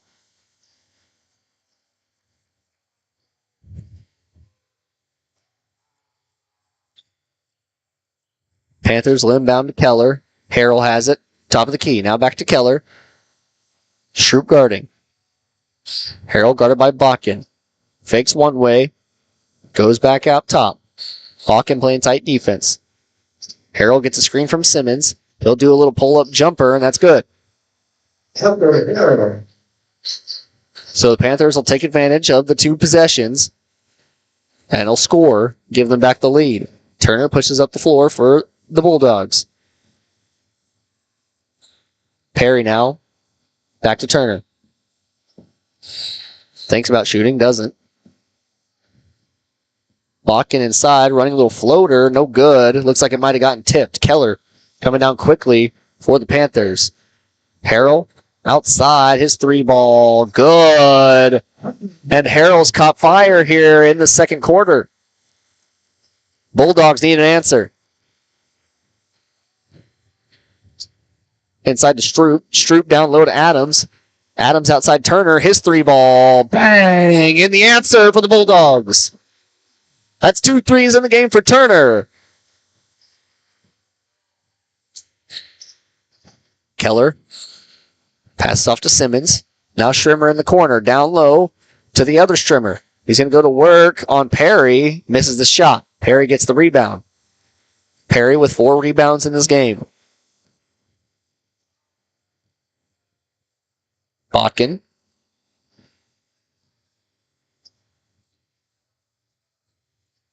Going to pass off to Turner, who brings it up.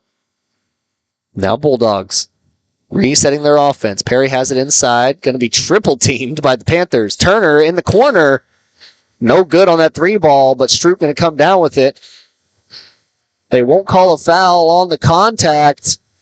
And a lot of Bulldogs unhappy with that. That one's going to go off the foot of Stroop. No call. Schrimmer going to come in for the layup. Bakken slowly pushing the floor. Now Perry coming across the Bulldogs on the near side of the court. Bakken now. Turner has it. Adams 3-ball. Bang! Rolls in from Zane Adams. And the Panthers are going quick. Straight up is Perry. Good defense from him. Pass out to Keller. Keller thinks about a shot. Doesn't. He'll go inside. His shot no good. Put back in is no good as well. And that'll be Bulldog basketball. So they're going to say one of the Panthers went out of bounds. Oh, no, they're going to call a foul. They'll call that foul on the younger Schrimmer. And that'll bring in a host of substitutions. Voss, Simmons, and Adamson will re-enter the game for the Panthers. Stroop will exit, and Cox will re-enter the game for the Bulldogs. Turner back to Perry. Looks like the Panthers going back to the man press. Perry going to go by Harrell. Pass out to Bakken. Now Perry has it once again. Adamson playing tight defense on Bakken. Turner now looks to reset the offense. They're going to reset, go to a different play. He hands off to Bakken, gets a screen from Turner. And they're going to call a foul there on Adamson. That'll be his second of the game, and the third team foul for the Panthers. 17-16 is the score. 2:09 remaining in the second quarter.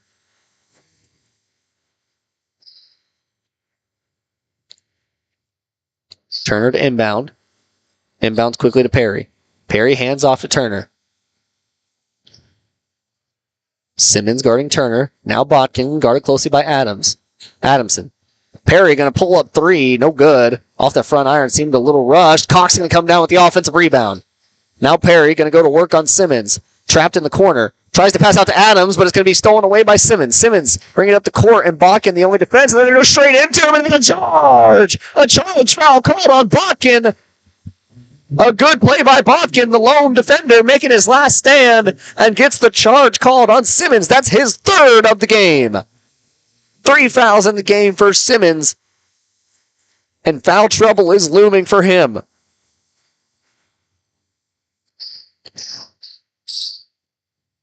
Turner going to bring it up the floor now for the Bulldogs. Has it on the Bulldog, guarded by Simmons. Keller playing tight defense on Botkin. Cox now. Shoot it, young man. Botkin has it. He'll roll around. Out to Turner. Back to Adams. Turner going to reset. Get a different play call. Adams has it. He looks to Botkin. Botkin. Back to Adams. Adams top of the key. Now down low to Cox. Cox up to Botkin. Dangerous pass, but Botkin receives it. Now Turner thinks about the deep three. Doesn't shoot. He'll go back to Botkin. A lot of swinging around for this Bulldog offense. Thinks about the shot. He's going to go and attack Simmons. Simmons got to be careful on the fouls, so a good job to attack. They're going to say a reaching foul on Voss, and that'll be their 5th of the game, so that'll send them to the free throw line. That'll send Cox to the free throw line. He's been a big player in this game so far.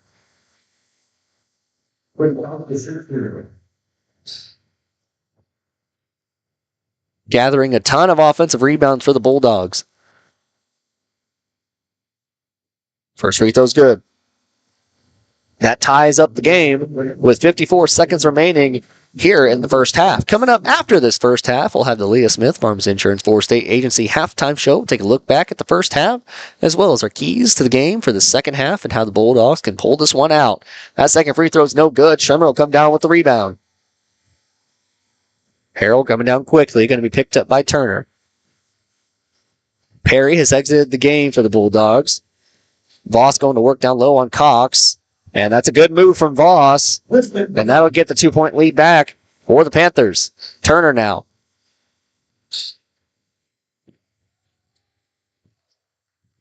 He's guarded by Harrell. He'll make a move and reset the offense. Looks like they might go for the last shot. He'll go inside, and they're going to call a timeout. It's going to be a called timeout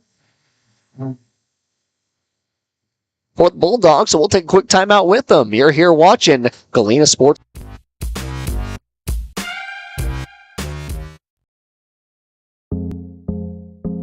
I was raised in a small town, and there was a lot of people who took time to invest in me. And so when we decided to open up our offices, we want to make sure that we're pouring back into the community that's giving to us. We care. We want to be involved. We want to have a passion for what you have a passion for. We want to be able to give back. And that's the foundation. That's why we're more than just insurance.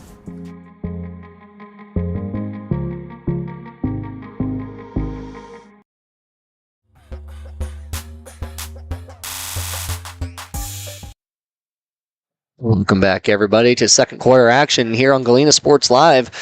Galena set to inbound, called the timeouts. They can get Perry back in the game. And it looks like Adams will take a seat. Perry set to inbound, and he will. 22 seconds remaining in the first half. Turner going to take his time over on half court. Keller will go and pick him up. Now he brings it cross court. Keller playing tight defense on him.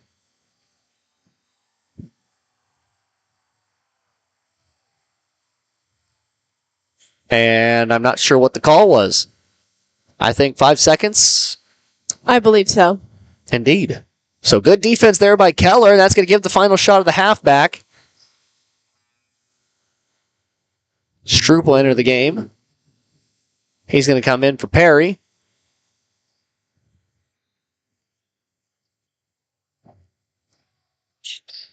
Keller with just 5 seconds remaining. He'll go down low and blocked away by Cox. Cox going to block that one away. And that's how the first half will end. 19-17 the score. 2-point lead for the Panthers and a tight one here in Galena, Kansas. We'll take a quick break. When we come back, we're going to have the Leah Smith Farms Insurance 4-State Agency halftime show here on Galena Sports Live.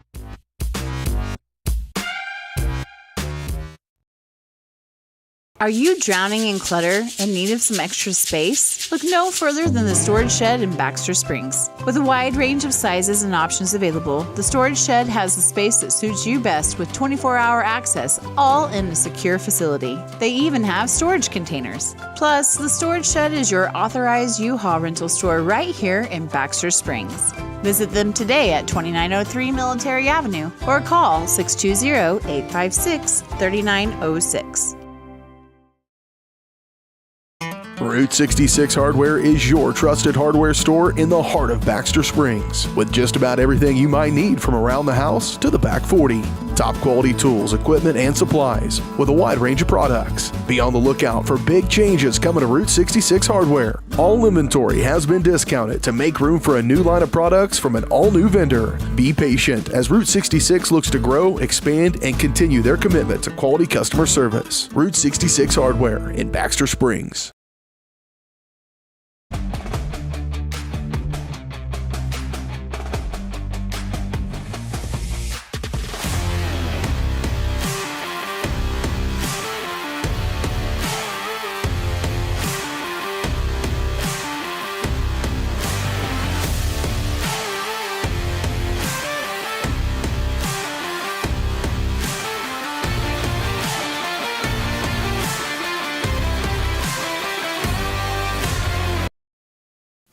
Family owned and operated, G&B Bank has been providing customers with the highest quality of financial services in a friendly and personal way for over 100 years. Whether you have personal, business, or agricultural needs, G&B Bank is big enough to handle all of your banking needs, yet small enough to provide you with that personal touch you've grown to expect from a community bank. G&B Bank, equal housing lender, member FDIC. Learn more at gn-bank.com. Roto-Rooter is proud to serve Southeast Kansas, offering sewer and drain cleaning, as well as septic and grease trap pumping 24 hours a day, 7 days a week. From toilet clogs to video inspections, sewer line repairs to complete replacements. To make an appointment, call 620-231-5630. That's 620-231-5630. Roto-Rooter, proud to support area high schools and student athletes. See the rad in names and numbers. Mercy Specialty Hospital in Southeast Kansas is an innovative healing environment for surgery, specialty care, physical therapy, imaging, and wellness programs. With all private rooms and spa-like surroundings, they offer a patient-centered experience like no other. Next door is Mercy Clinic Orthopedics that focuses on eliminating the discomfort caused by injuries and disorders of the bones, spine, and joints. You'll be treated at their full-service facility with state-of-the-art equipment. Both are centrally located in Galena, Kansas, near downtown Joplin to serve the four states area. Learn more at mercy.net.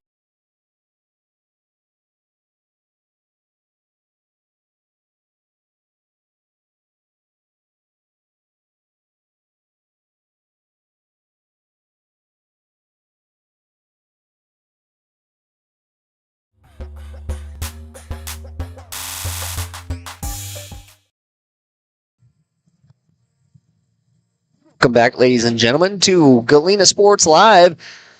Close one here between the Bulldogs and the Panthers. Panthers got the better of the Bulldogs in the first half, but expect that to change as the second half rolls around. 19-17 is the score, and it's been a tight one so far. A defensive matchup, if you will. Only 36 points being scored in that entire first half. Definitely a change of pace, if you will, from that first game of the night. But it's been a good matchup so far. Really, I think teams are just one little urge of momentum away from really pushing over and becoming the better team in this matchup. Both teams are so evenly matched, and shooting completely similar in this game so far. Well, Sarah, in that first half, we had, obviously, you want to stay away from, you like to blame yourself in games. But then there was that weird, I'm still trying to figure out what that ref called whenever he had the administrators come and talk. I am going to guess it was something to do with the crowd, which I didn't think there was a problem with the crowd at the time. But that's all you can say. None of the administrators did anything. They just went back to where they were. Yep. So it couldn't have been too big of a deal. Just some probably inferior. Just, hey, Jerry, stop talking. You know? Although usually up here from where we sit, we can usually hear some chatter.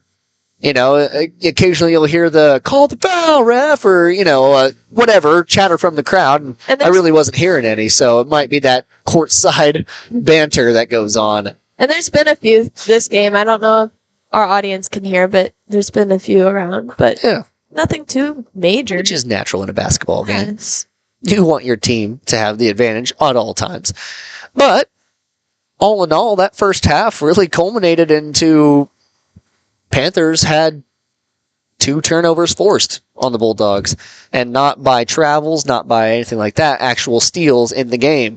That's really all it's been. Besides that, it's been going down, either miss or make a shot, get a rebound, and go back. And that's pretty much sums up the entire first half. It's been a good shooting performance from outside. Perry has had a couple of good shots inside as that rolls. A couple of turnaround jumpers that went his way, and then also a couple that didn't from free throw line and beyond. But inside, he's definitely been a dominating force so far. And then on the Panther side of the ball, they've gone to Voss a lot inside. We've yet to see him really explode. He's had a few good moves and a few scores, but we've yet to see him really take off like I think the Panther coach expects him to. So we'll have to see how that plays out as the game goes along. Another thing to look at is the sustainability of the Galena offense right now. Shooting outside, when it works, it is the most explosive part of basketball. It's the reason it was put in. The three-point line, I am saying, obviously. But whenever it doesn't work, it becomes a disaster for the offense. Earlier in the year, or I guess last year, whenever Baxter Springs came here to Galena and played against them, Baxter Springs shot a lot from outside and only shot around 7% or so from the three-point line.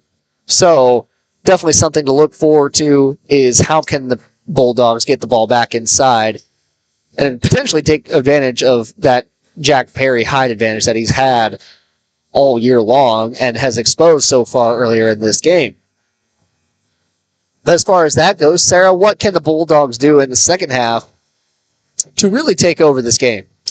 Well, first, I think that they need to make more situations where they have the opportunity to score. I get passing the ball around and trying to find a hole in the defense, and they need to keep doing that. They started doing that at the end. And also the momentum. They need to not get complacent. Although the ref did allow 2 forced turnovers, they don't need to let that affect this game. That should not affect this game. They just need to keep going, not get complacent, because they were up by multiple scores, and I felt like they just got complacent and let the Panthers just really come in, and now they are down by 2. A couple of balls thrown away and a couple of missed shots, and then all of a sudden the Panthers are back in the game. I do think they're doing a great job of rebounding. Oh, yeah. And it shows. That's why they're in this game. Quentin Cox has been a force inside so far in this game, pulling in at least 4 offensive rebounds for the team. Of course, stats are always unofficial, as I'm using my eyeballs in my brain to calculate them. But alas, he's been a force on the glass, and expect him to still be a remaining force, and expect the Colgan Panthers to have talked about that and hopefully made adjustments to that as they go into the second half. They obviously will want Voss to be more of a presence inside when rebounding the ball. Aside from that, I can't think of anything they need to do better besides limit turnovers and take control of the game. This is going to go down to the wire. That's just the nature of this matchup. These teams, an old rivalry, goes way back when, and I expect them to come down and hopefully make a great game out of this and make a great Tuesday night. Make my drive on the icy roads worth it, if you know what I mean. So, with just under a minute remaining, we'll take another very brief break, and then we'll exit this halftime show here. So when we come back, we'll have very, very brief word of our sponsors, and we'll be ready for second half action here on Galena Sports Live.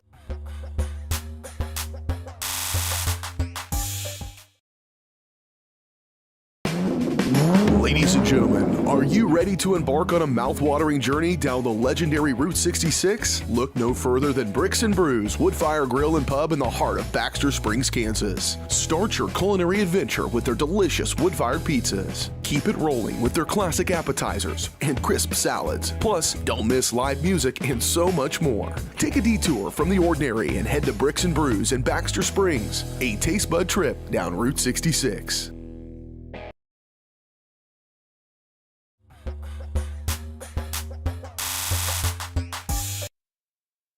Welcome back, everybody, to Galena Sports Live, and a little shout out there from down below. We'll give a little shout out ourselves to the band as Harold makes a move inside, and like I said, Voss going to get more of a presence on the rebounding. Carroll goes inside, but good defense played, and they'll call a foul. I don't know who it's going to be on. I think 4. They're going to call that on Perry. I didn't think Perry was involved in that play at all, but they're going to call the foul on him. Inside to Boss. Perry now has 3 fouls. Schrimmer with a good move inside, misses his shot, and Cox comes down with the rebound. I didn't get to mention it, but that halftime show that we had was brought to you by Leah Smith, Farmers Insurance 4-State Agency, serving Kansas, Oklahoma, Arkansas, and Missouri. Leah and her team have the products, services, and experience you're looking for. Give them a call today and see why they are more than just insurance. That was your halftime sponsor. Thank you once again to them, with Leah Smith Agency, for sponsoring all of Varsity Sports Live's endeavors. Turner makes a good move inside, and no missing that layup. Nice touch off the glass, goes high off the top, and ties back up this game. Harrell makes a move inside, thinks about the shot, doesn't shoot. Voss, a little move around, and it's blocked by Cox. Rejected. Blocks by Cox right now, going mad on the paint.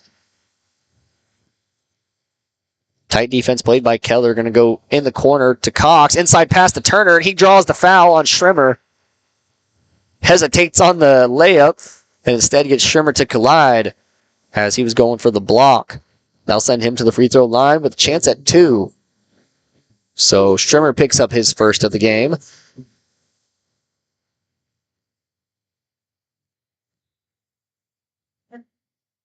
First free throw's good. So Bulldogs going to re-secure that lead, make it 2019. What a good year. Second free throw's good. 21-19 the score. And they're going to take that 2-point lead back. It's been all Bulldogs here so far. 4-0 run for the Bulldogs. Simmons passes to Voss. Voss on the free throw line. Hands off to Schrimmer. Schrimmer going inside on Perry. And a good job by Schrimmer to attack Perry as he now has entered 3 fouls. And they got to be careful as he is a big scorer on this team. Botkin, Turner. Turner guarded by Simmons. He'll pass off to Stroop. Stroop to Botkin. Botkin goes inside. Perry gets double teamed down low. He'll pass out to Botkin. Botkin outside Turner. His 3 ball at the top of the key. Rattles around and in. Off the front iron. And bounces in. 3 ball from Turner. And he is a scoring machine. Down low to Keller. His shot no good. So some shooting troubles in the paint for the Panthers. And that's going to draw a foul on Keller. Keller tries to go for the steal. Now we have the ref who talked to the administrators talking to... I think he gave the Galena coach not a warning, but a warning to stay in his box. Interesting control of the game here by the ref. Botkin has it. He'll take it cross court. Going to work on Keller. Keller playing tight defense. Keller now has 2 fouls in the game. Cox outside on the 3-point line. Passes off to Botkin. Now Turner to Stroop. Stroop to Cox on the outside, on the wing. He hands off to Botkin. Botkin guarded by Voss now. Fakes the pass over to Stroop. Now Stroop has it. Over to Botkin. He'll go inside on Keller. A good move. Not going to draw the foul, but Stroop going to get the ball inside, and that's going to be a block foul on Keller. So that'll be his 3rd of the game. Excuse me, they're going to call that on 55. So a fortunate call for the Panthers, as that would have sent Keller into immediate foul trouble. But instead, they'll give another 2 to Voss. Voss going to exit the game as well as Keller. And Simmons and Adamson going to enter. And they're going to call an over-the-back foul on Perry. That's his 4th. Coach Meyer going to give him a talking to, tell him he absolutely did not need to do that. So he's going to have to take a seat with 4 fouls, and we probably won't see him till the 4th quarter. Which is a shame because he's been a big part of this Galena offense. He's been a big part of this offense all year long. He's been playing real tight defense on Schrimmer. So keep an eye out for those players. They're going to call a travel on Simmons.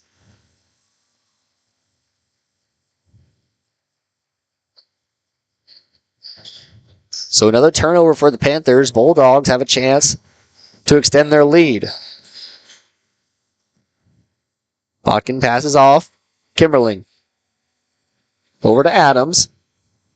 Now Kimberling. Back to Adams at the top of the key. He'll go in the corner to Turner. Turner. Stroop to Adams. Kimberling in the corner. Doesn't shoot. Thinks about it, though. Botkin now on the wing. Guarded closely by Adamson. Goes inside to Turner. That's going to be poked out from behind by Harrell. Schrimmer going to go baseline. He'll do a spin move. And they're going to say a travel on Schrimmer. So Schrimmer tries to spin around.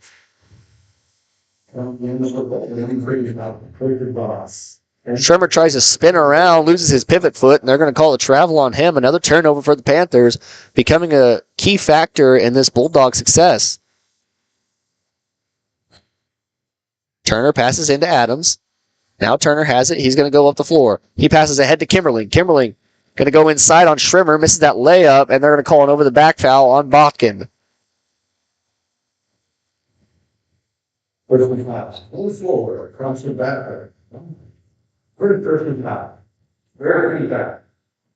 That's the 3rd team foul. Both teams with 3 fouls. Adamson goes inside to Voss. Voss back out to Adamson. Back to Voss. That's going to go right through the nutmeg. A little nutmeg there. Goes right between the legs. The old wickets, if you will. And it'll be Bulldog basketball once again. Botkin gets the inbound. He's guarded by Adamson. He's going to try and make a move. He'll bring it up the floor. Cross half court. Hands off to Turner. They're going to call a reach-in foul there on Adamson.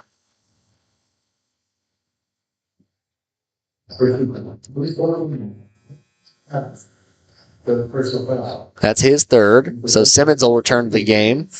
Also with 3 fouls. And a late substitution here. Stroop will come in for Cox.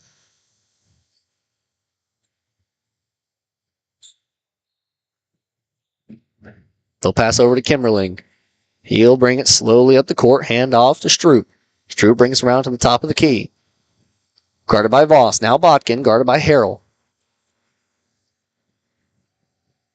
He'll bounce pass over to Stroop. Stroop going to reset. Take some time off the clock at the top of the key, near the Bulldog logo. Now Turner back on the wing, guarded by Simmons. Over to Kimberling, to Stroop. Stroop on the wing, guarded by Voss. He'll pass over to Adams. Adams to Kimberling in the corner. Thinks about a shot, doesn't shoot. Botkin now to Adams. Inside to Kimberling. Kimberling over to Botkin. His jumper, good. Late on the rotation was Harrell, and Botkin able to get a shot up over him. As Voss goes inside, no one guarding. Tries to make a little post move. And they're going to call a foul.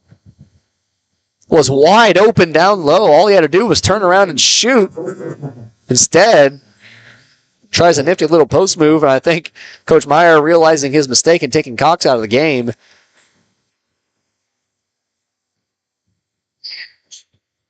Schrimmer inbounds over top to Harrell. And they're going to call a questionable foul on Botkin. Botkin looking to go over and ask what he did. Bakken gets his second of the game. Refs having an interesting effect on this game, as there's been a lot of fouls that I'd say last week when the Lions played the Panthers probably would have been just let go. Let them play. Let the kids play. Harrell's first is good, and that'll end the scoring drought. Second is no good. Voss can come down with the rebounds. Schrimmer now on the wing. Pass up top to Simmons. Now to Harrell. Harrell guarded by no one. He'll shoot a deep three. That's no good off the front iron. Bakken going to come down with the rebound. Turner will get the ball, and he'll push the floor for the Bulldogs. In the corner, Kimberling doesn't shoot. Back up top to Bakken. Now Adams gets a trap coming. He'll pass out to Turner. Turner guarded by Harrell. Bakken now. He passes to Adams. To Bakken. Goes back in the corner to Kimberling. Kimberling will go underneath. A little floater over the top of Voss. And he gets the two. Galena going to call a timeout with 2:16 remaining and a 7-point lead. We'll take a quick timeout too. You're watching Galena Sports Live.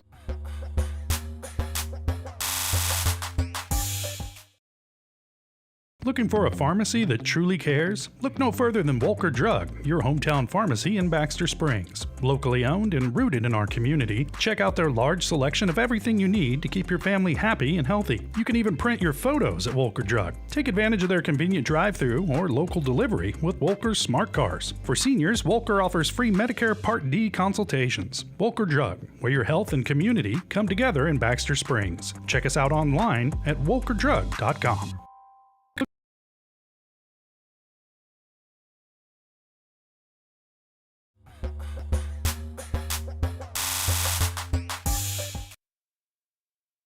Welcome back, everybody, to Galena, Kansas. 29-22 the score. An explosion from the Bulldogs. Zane Turner leading the pack. And Kimberling finishing it off before the timeout. Hits a nice little floater over Voss. And that'll make it 29-22 the score with 2:16 remaining in the third quarter. Panthers get some time to rethink their defense and their offense. Panthers going to bring it up the floor. Keller, guarded by Bakken.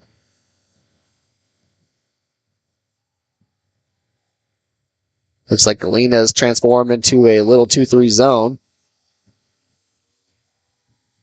Harrell has it on the wing. Now Keller trying to go inside. Pass out to Schrimmer. Schrimmer's three ball is good. Looks like the Panthers going to go back into that full court press. Botkin has it. He'll pass over the top to Stroop. Stroop gets it up to Kimberling. Kimberling going to pause. He'll go cross court to Turner. Turner guarded by Keller. Up to Botkin. And the Panthers playing very extended defense. Stroop now going around Schrimmer. They're going to call the foul on Schrimmer. So even though it was called en favor, that's in favor for my French-speaking individuals. So you're going to get canceled. Even though it was called in favor of the Bulldogs, I got to question the sincerity of that call, because it looked like just fairly normal defense being played. It is what it is. I'll take the free throws anytime we get them. And that does break that double bonus. And Stroop going to answer with hitting 2 free throws. Voss has it top of the key. Hands off to Harrell. Harrell. Guarded by Stroop. Keller back to Harrell. Gets a screen. He'll shoot up a 3. No good. Voss going to come down with the rebound. He'll go up. And a foul's going to be called on Cox. And one opportunity for Voss.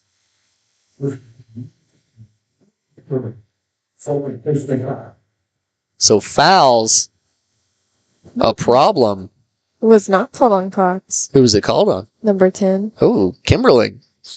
So I thought he was fairly removed from the play. Offensive rebound there from Harrell. Schrimmer going to go up with it. No good. Keller comes down with another offensive rebound. Keller dribbles around. Under a minute remaining in the third. 31-27 the score. Simmons on the wing. Now Keller goes inside. Straight up. Harrell almost poked away by Shrew, but Schrimmer going to go inside and hit the floater. So 4 points scored on one possession for the Panthers. Stroop works around inside. Now Kimberling. He'll pause and pass back to Stroop, but it's going to be stolen away by Harrell. Harrell going to go up for an easy layup and tie the game back up with under 20 seconds remaining. All the momentum on the Panthers sideline.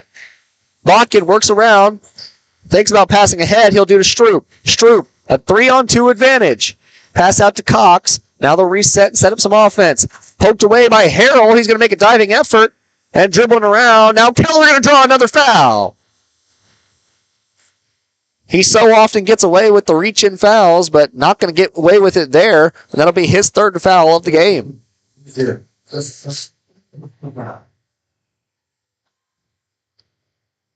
So a chance to take a late lead here for Botkin.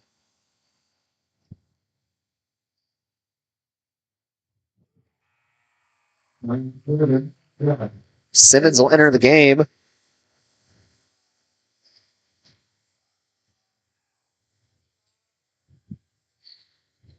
And Keller will take a seat.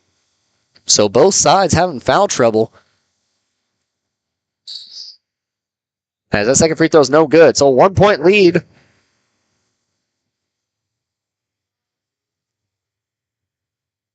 As Coach Hef's going to nitpick the score, the timing ability of the naked human caveman eye. We'll have to see what they reset the clock to, but first we're going to take a quick break. You're watching Galena Sports Live. At Spring River Mental Health and Wellness, they are focused on helping the mind and body. That's why they offer a full-service wellness center at the Riverton campus, equipped with a full basketball court and walking track, a variety of cardio equipment, functional fitness equipment, strength machines, and free weights. Members may access group fitness classes such as yoga, cardio, strength and tone, and more. Annual memberships and day passes are available, focusing on the mental and physical health of area families. That's Spring River Mental Health and Wellness. To learn more and for pricing, go to springriverwellness.org.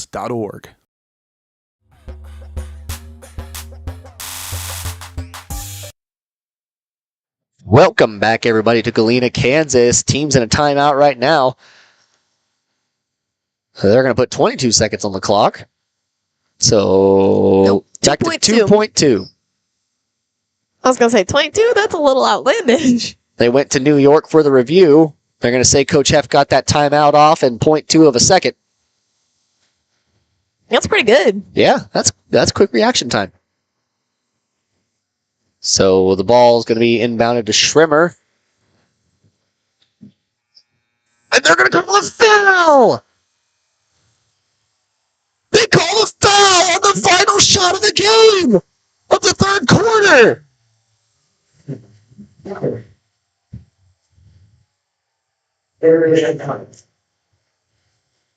They're going to say Kimberling bumped him a little bit from behind. Let them play. And that'll send Schrimmer to the free throw line for a chance at 3 extra points to end the third quarter.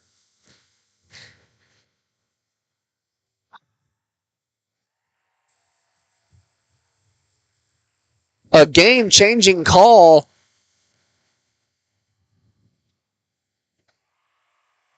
As that'll give them the 2-point lead to head into third quarter. We'll take a quick break. When we come back, we'll have fourth quarter action here on Galena Sports Live.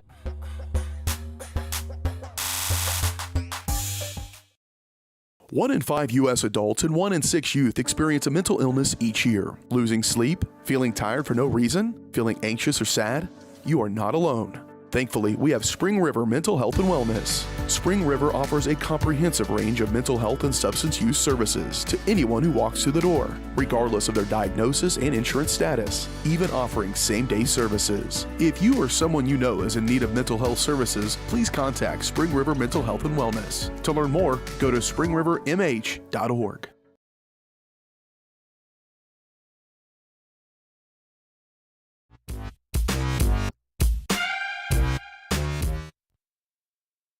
Welcome back, everybody, to Galena, Kansas. 34-32 the score.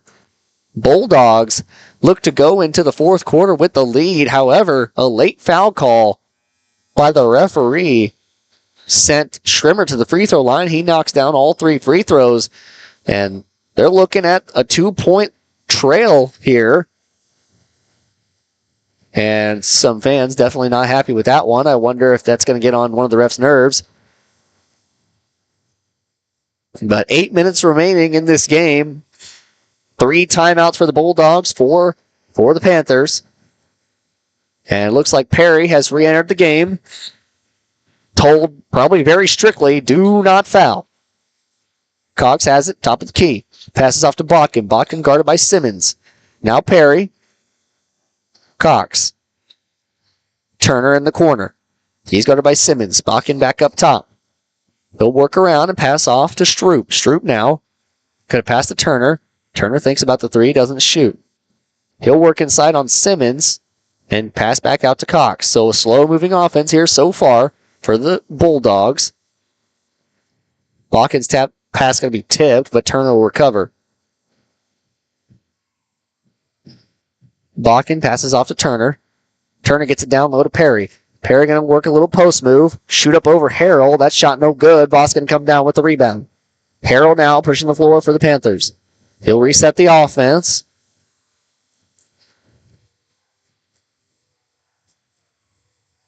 Schrimmer has it on the wing. They'll go down low. Oh, my goodness. What a foul call at this point in the game. That's going to be the 5th for Perry. Personally, from my point of view, it looked like he had his hand on him, making sure he knew where his defender and went for the ball. Is that what you saw, Daryl? I saw all ball. That is a crazy call at this stage of the game. Makes one of the key players for the Bulldogs exit. And if we don't see similar calls, it's going to be... Oh! Oh, my goodness! All players going up for the ball, and they're going to call a shooting foul on an inbound pass. That'll be on number 23. They're going to call that one on Mr. Zane Turner. It's his first. It looked like his reaction was he wasn't even there. Maybe a good thing that it's called on him, as he only has 1 foul. Exactly. Cross court to Adams, and he'll have it easy too. They break the press and able to work it down, trail by 3 here in this fourth quarter. This Bulldog sideline getting fired up now, and they're going to call a makeup call on the Panthers. They're going to call that on Simmons. That's his first. The younger Simmons, of course. The other one having 3 fouls in this game. Turner gets the inbound. I think both coaches kind of disgusted with the ref play here. Sorry, let that slip. Turner passes off to Botkin. He'll go up top to Cox. Cox now to Adams. Adams to Botkin. Thinks about the 3, doesn't shoot. He'll go in the corner to Stroop. Stroop passes back out to Adams, who gets it up top to Botkin. Botkin in the corner to Turner. Doesn't shoot. He's going to try and bring it back up top and reset. Passes off to Botkin. Botkin going to dribble around in the corner to Turner. Turner will go baseline. Foul! Or his feet not moving?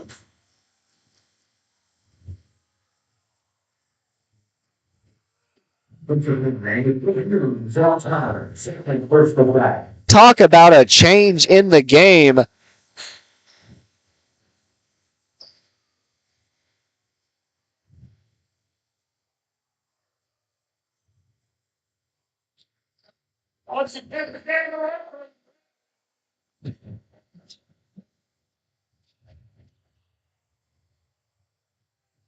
Some words exchanged between Coach Meyer and the ref.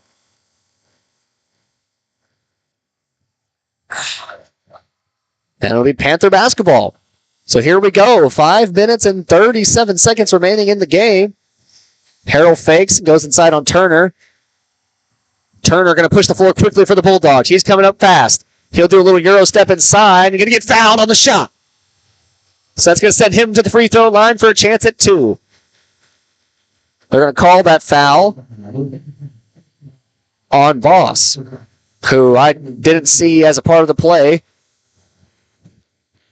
I thought that one was on Simmons, but he has 3 fouls, so can't risk that. First free throw. But they both have 3. Simmons had 3 beforehand, yeah. He would have been at 4. Can't risk one of those players getting into foul trouble as Turner misses his first. Second one no good as well, so a missed opportunity at the line. Schrimmer coming down quickly for the Panthers. He's guarded, picked up by Stroop. Stroop will follow him around. Now Simmons passes inside to Voss. Voss to Schrimmer. Schrimmer does a little post move. They're going to call a travel. Lost his pivot foot. Slid down. And that'll be a turnover on Schrimmer.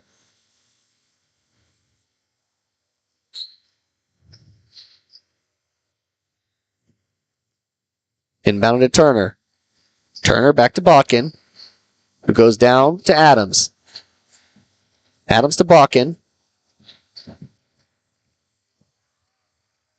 Full pass back to Adams. Adams gets his pass tipped away. And Harrell's coming down. And that's going to be stripped away by Bakken. A good move by Bakken. Gets all ball. I'm surprised they didn't call a reach-in foul. And that'll be Panther basketball on the baseline.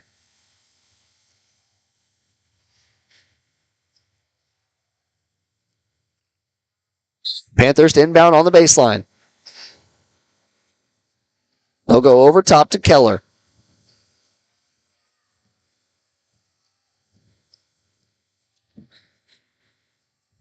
Harrell's going to receive it. Now Simmons to Schrimmer to Harrell. Back to Schrimmer. Won't shoot. Now Keller in the corner.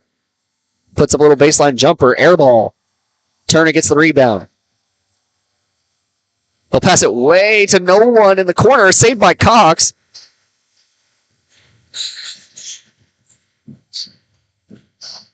Harrell going to go way inside, hit a layup, and they're going to call an and 1 foul on that as well.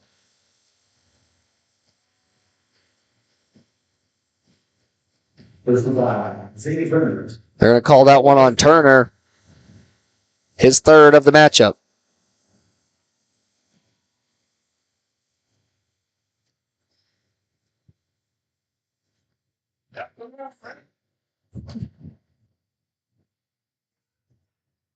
That free throw no good. Rebounded by Stroop. Stroop going to go quickly for the Bulldogs. He's going to get trapped in the corner. And timeout called by Coach Meyer. We'll take a quick timeout with them. You're watching Galena Sports Live.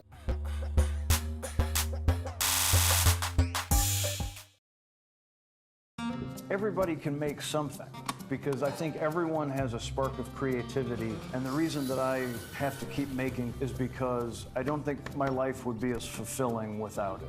If you make things yourself, that means you're not cowering in fear. You're out there taking chances. That, I think, is my way of saying I love you to the world. All right, now I want to hear why you make.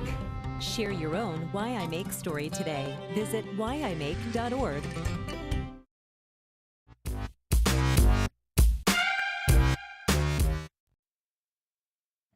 Welcome back, everybody, to Galena, Kansas. 39-34 with 4:12 remaining. Plenty of players in foul trouble. Perry eliminated from the game with 5 fouls.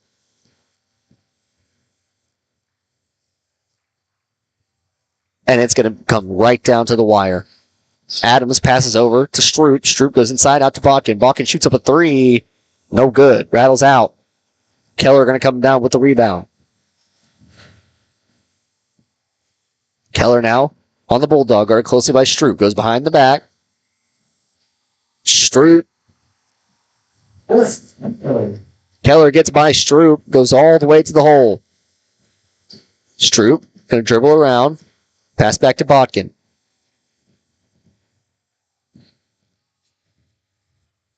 To Adams. Fakes inside. Now Cox. To Adams. Adams three ball. No good. Schirmer will come down with the rebound. He'll go inside and off the glass. Easy two. So just like that, the Panthers have taken a 9-point lead. Botkin now. Going to go way down to Adams. Back to Turner. Turner. In the corner. Simmons guarded. Turner shoots a deep three. Bang! Zane Turner has caught fire in Galena, Kansas. Someone call the fire department because he's en fuego. We're going to take a quick timeout. You're watching Galena Sports Live.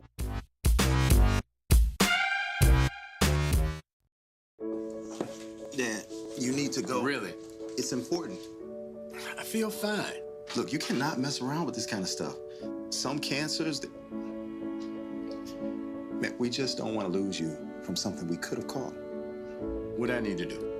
You just give your doctor a call. They'll tell you what screening test you need. Fine. Can I have my pie now? Oh, man.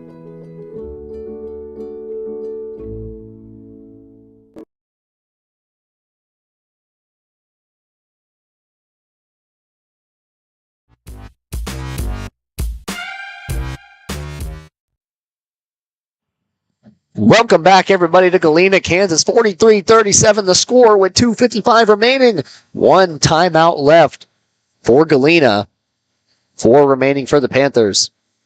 Galena in foul trouble. They have 14 fouls, as well as a couple of players who are very close to having to exit this game, as well as having one player who has had to exit this game, that being probably one of the main stars on this Bulldog team and a crucial loss for the offense, Jack Perry.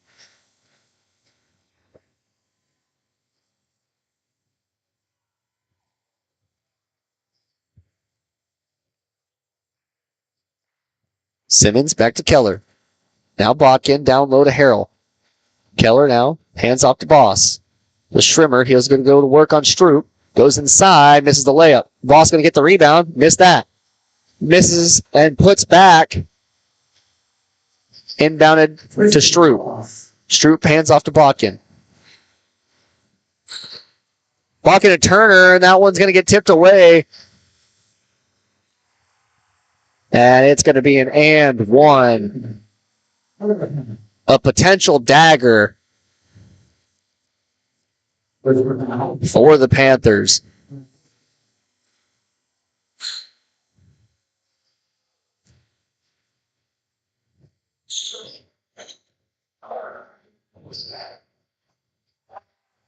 Ball don't lie. Turner gets the pass off the rebound from Cox. Inside to Botkin. Botkin pushed quick. Little Euro step on Boss, and he'll make the 2. 8-point lead for the Bulldogs. Harrell. Now Keller. Guarded closely by Botkin. Schrimmer. Guarded by Stroop. To Keller. Now Harrell on the wing. Boss going to go to work. Pass outside to Keller. Fakes the pass. Now Guz. Simmons guarded closely by Adams. That's going to be a foul on Adams. And that'll send Simmons to the free throw line.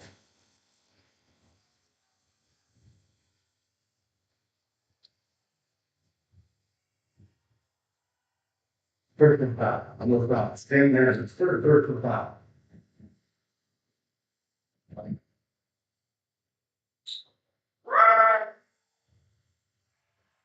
Simmons makes the free throw.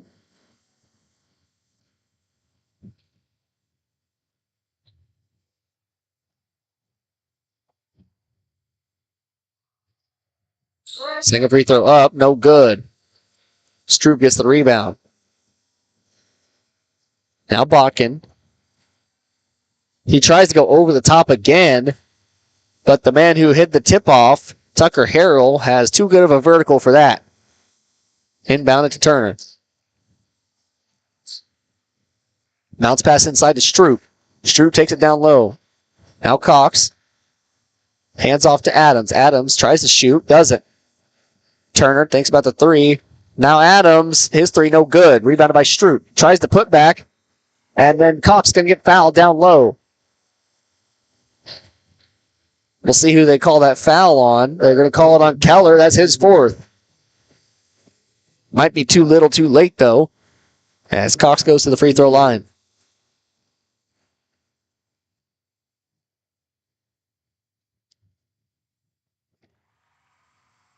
First free throw from Cox is good.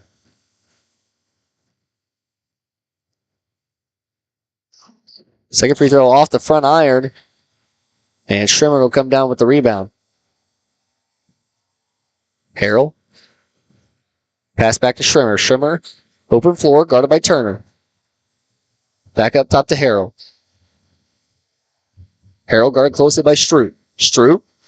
Now Simmons. They'll foul Simmons. Send him to the free throw line. 48-40 is the score.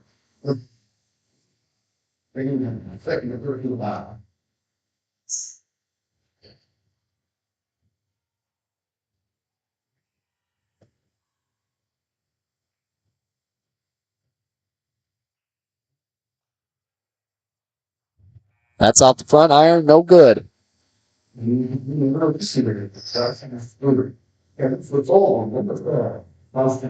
Stroop going to come in for Cox.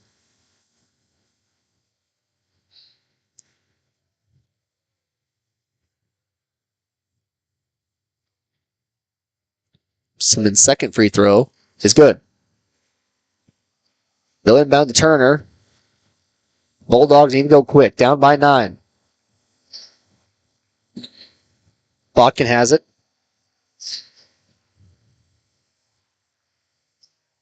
Now Adams. It's a screen. Stroop throws up a three. No good. Simmons has it. Now Harrell. Cross-court pass to Carson Simmons. And that's going to end the game here in Galena, Kansas. They're going to let that clock run out. It was a tough-fought battle by both teams. And in the end, the Panthers were able to take that one away. 49-40 is the final score here in Galena, Kansas, as Turner plays some last-minute D. 49-40, the final score to end the game here in Galena, Kansas. We're going to take a quick break. When we come back, we'll have a very brief post-game show. But besides that, a good game played here by both teams. We'll come back to the post-game show after this quick message. You're watching Galena Sports Live.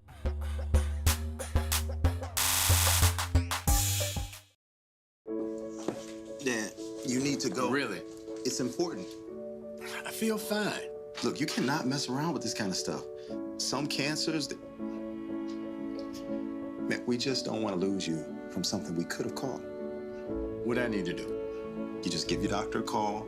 They'll tell you what screening test you need. Fine. Can I have my pie now? Oh, man.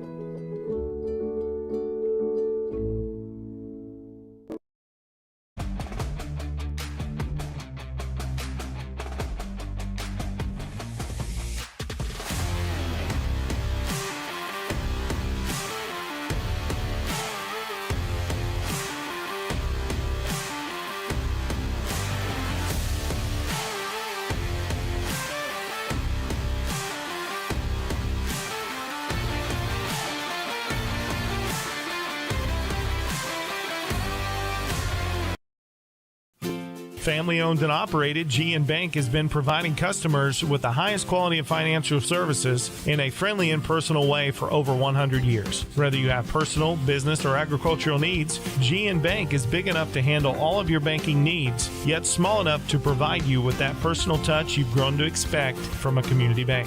GN Bank, equal housing lender, member FDIC. Learn more at gn-bank.com.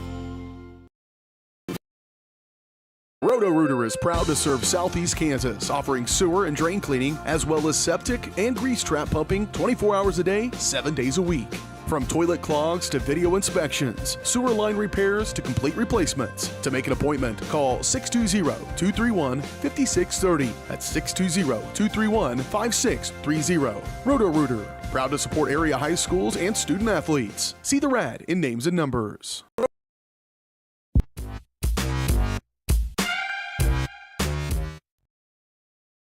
Welcome back, ladies and gentlemen. Tough loss there for the Bulldogs, but they had a good win earlier this week. Took down the Frontenac Raiders. I'm going to keep this real brief. It was a good game by both teams. Really came down to the wire. Both teams played well towards the end. If a few fouls go a different way and Perry doesn't have to exit the game early, that could have been a completely different game. But alas, you can't change the past, so here we are. And this is going to wrap up this post-game show here. Thank you guys so much for watching. Thank you to all the sponsors for allowing us to come out here and present this to you guys. I love you, Mom.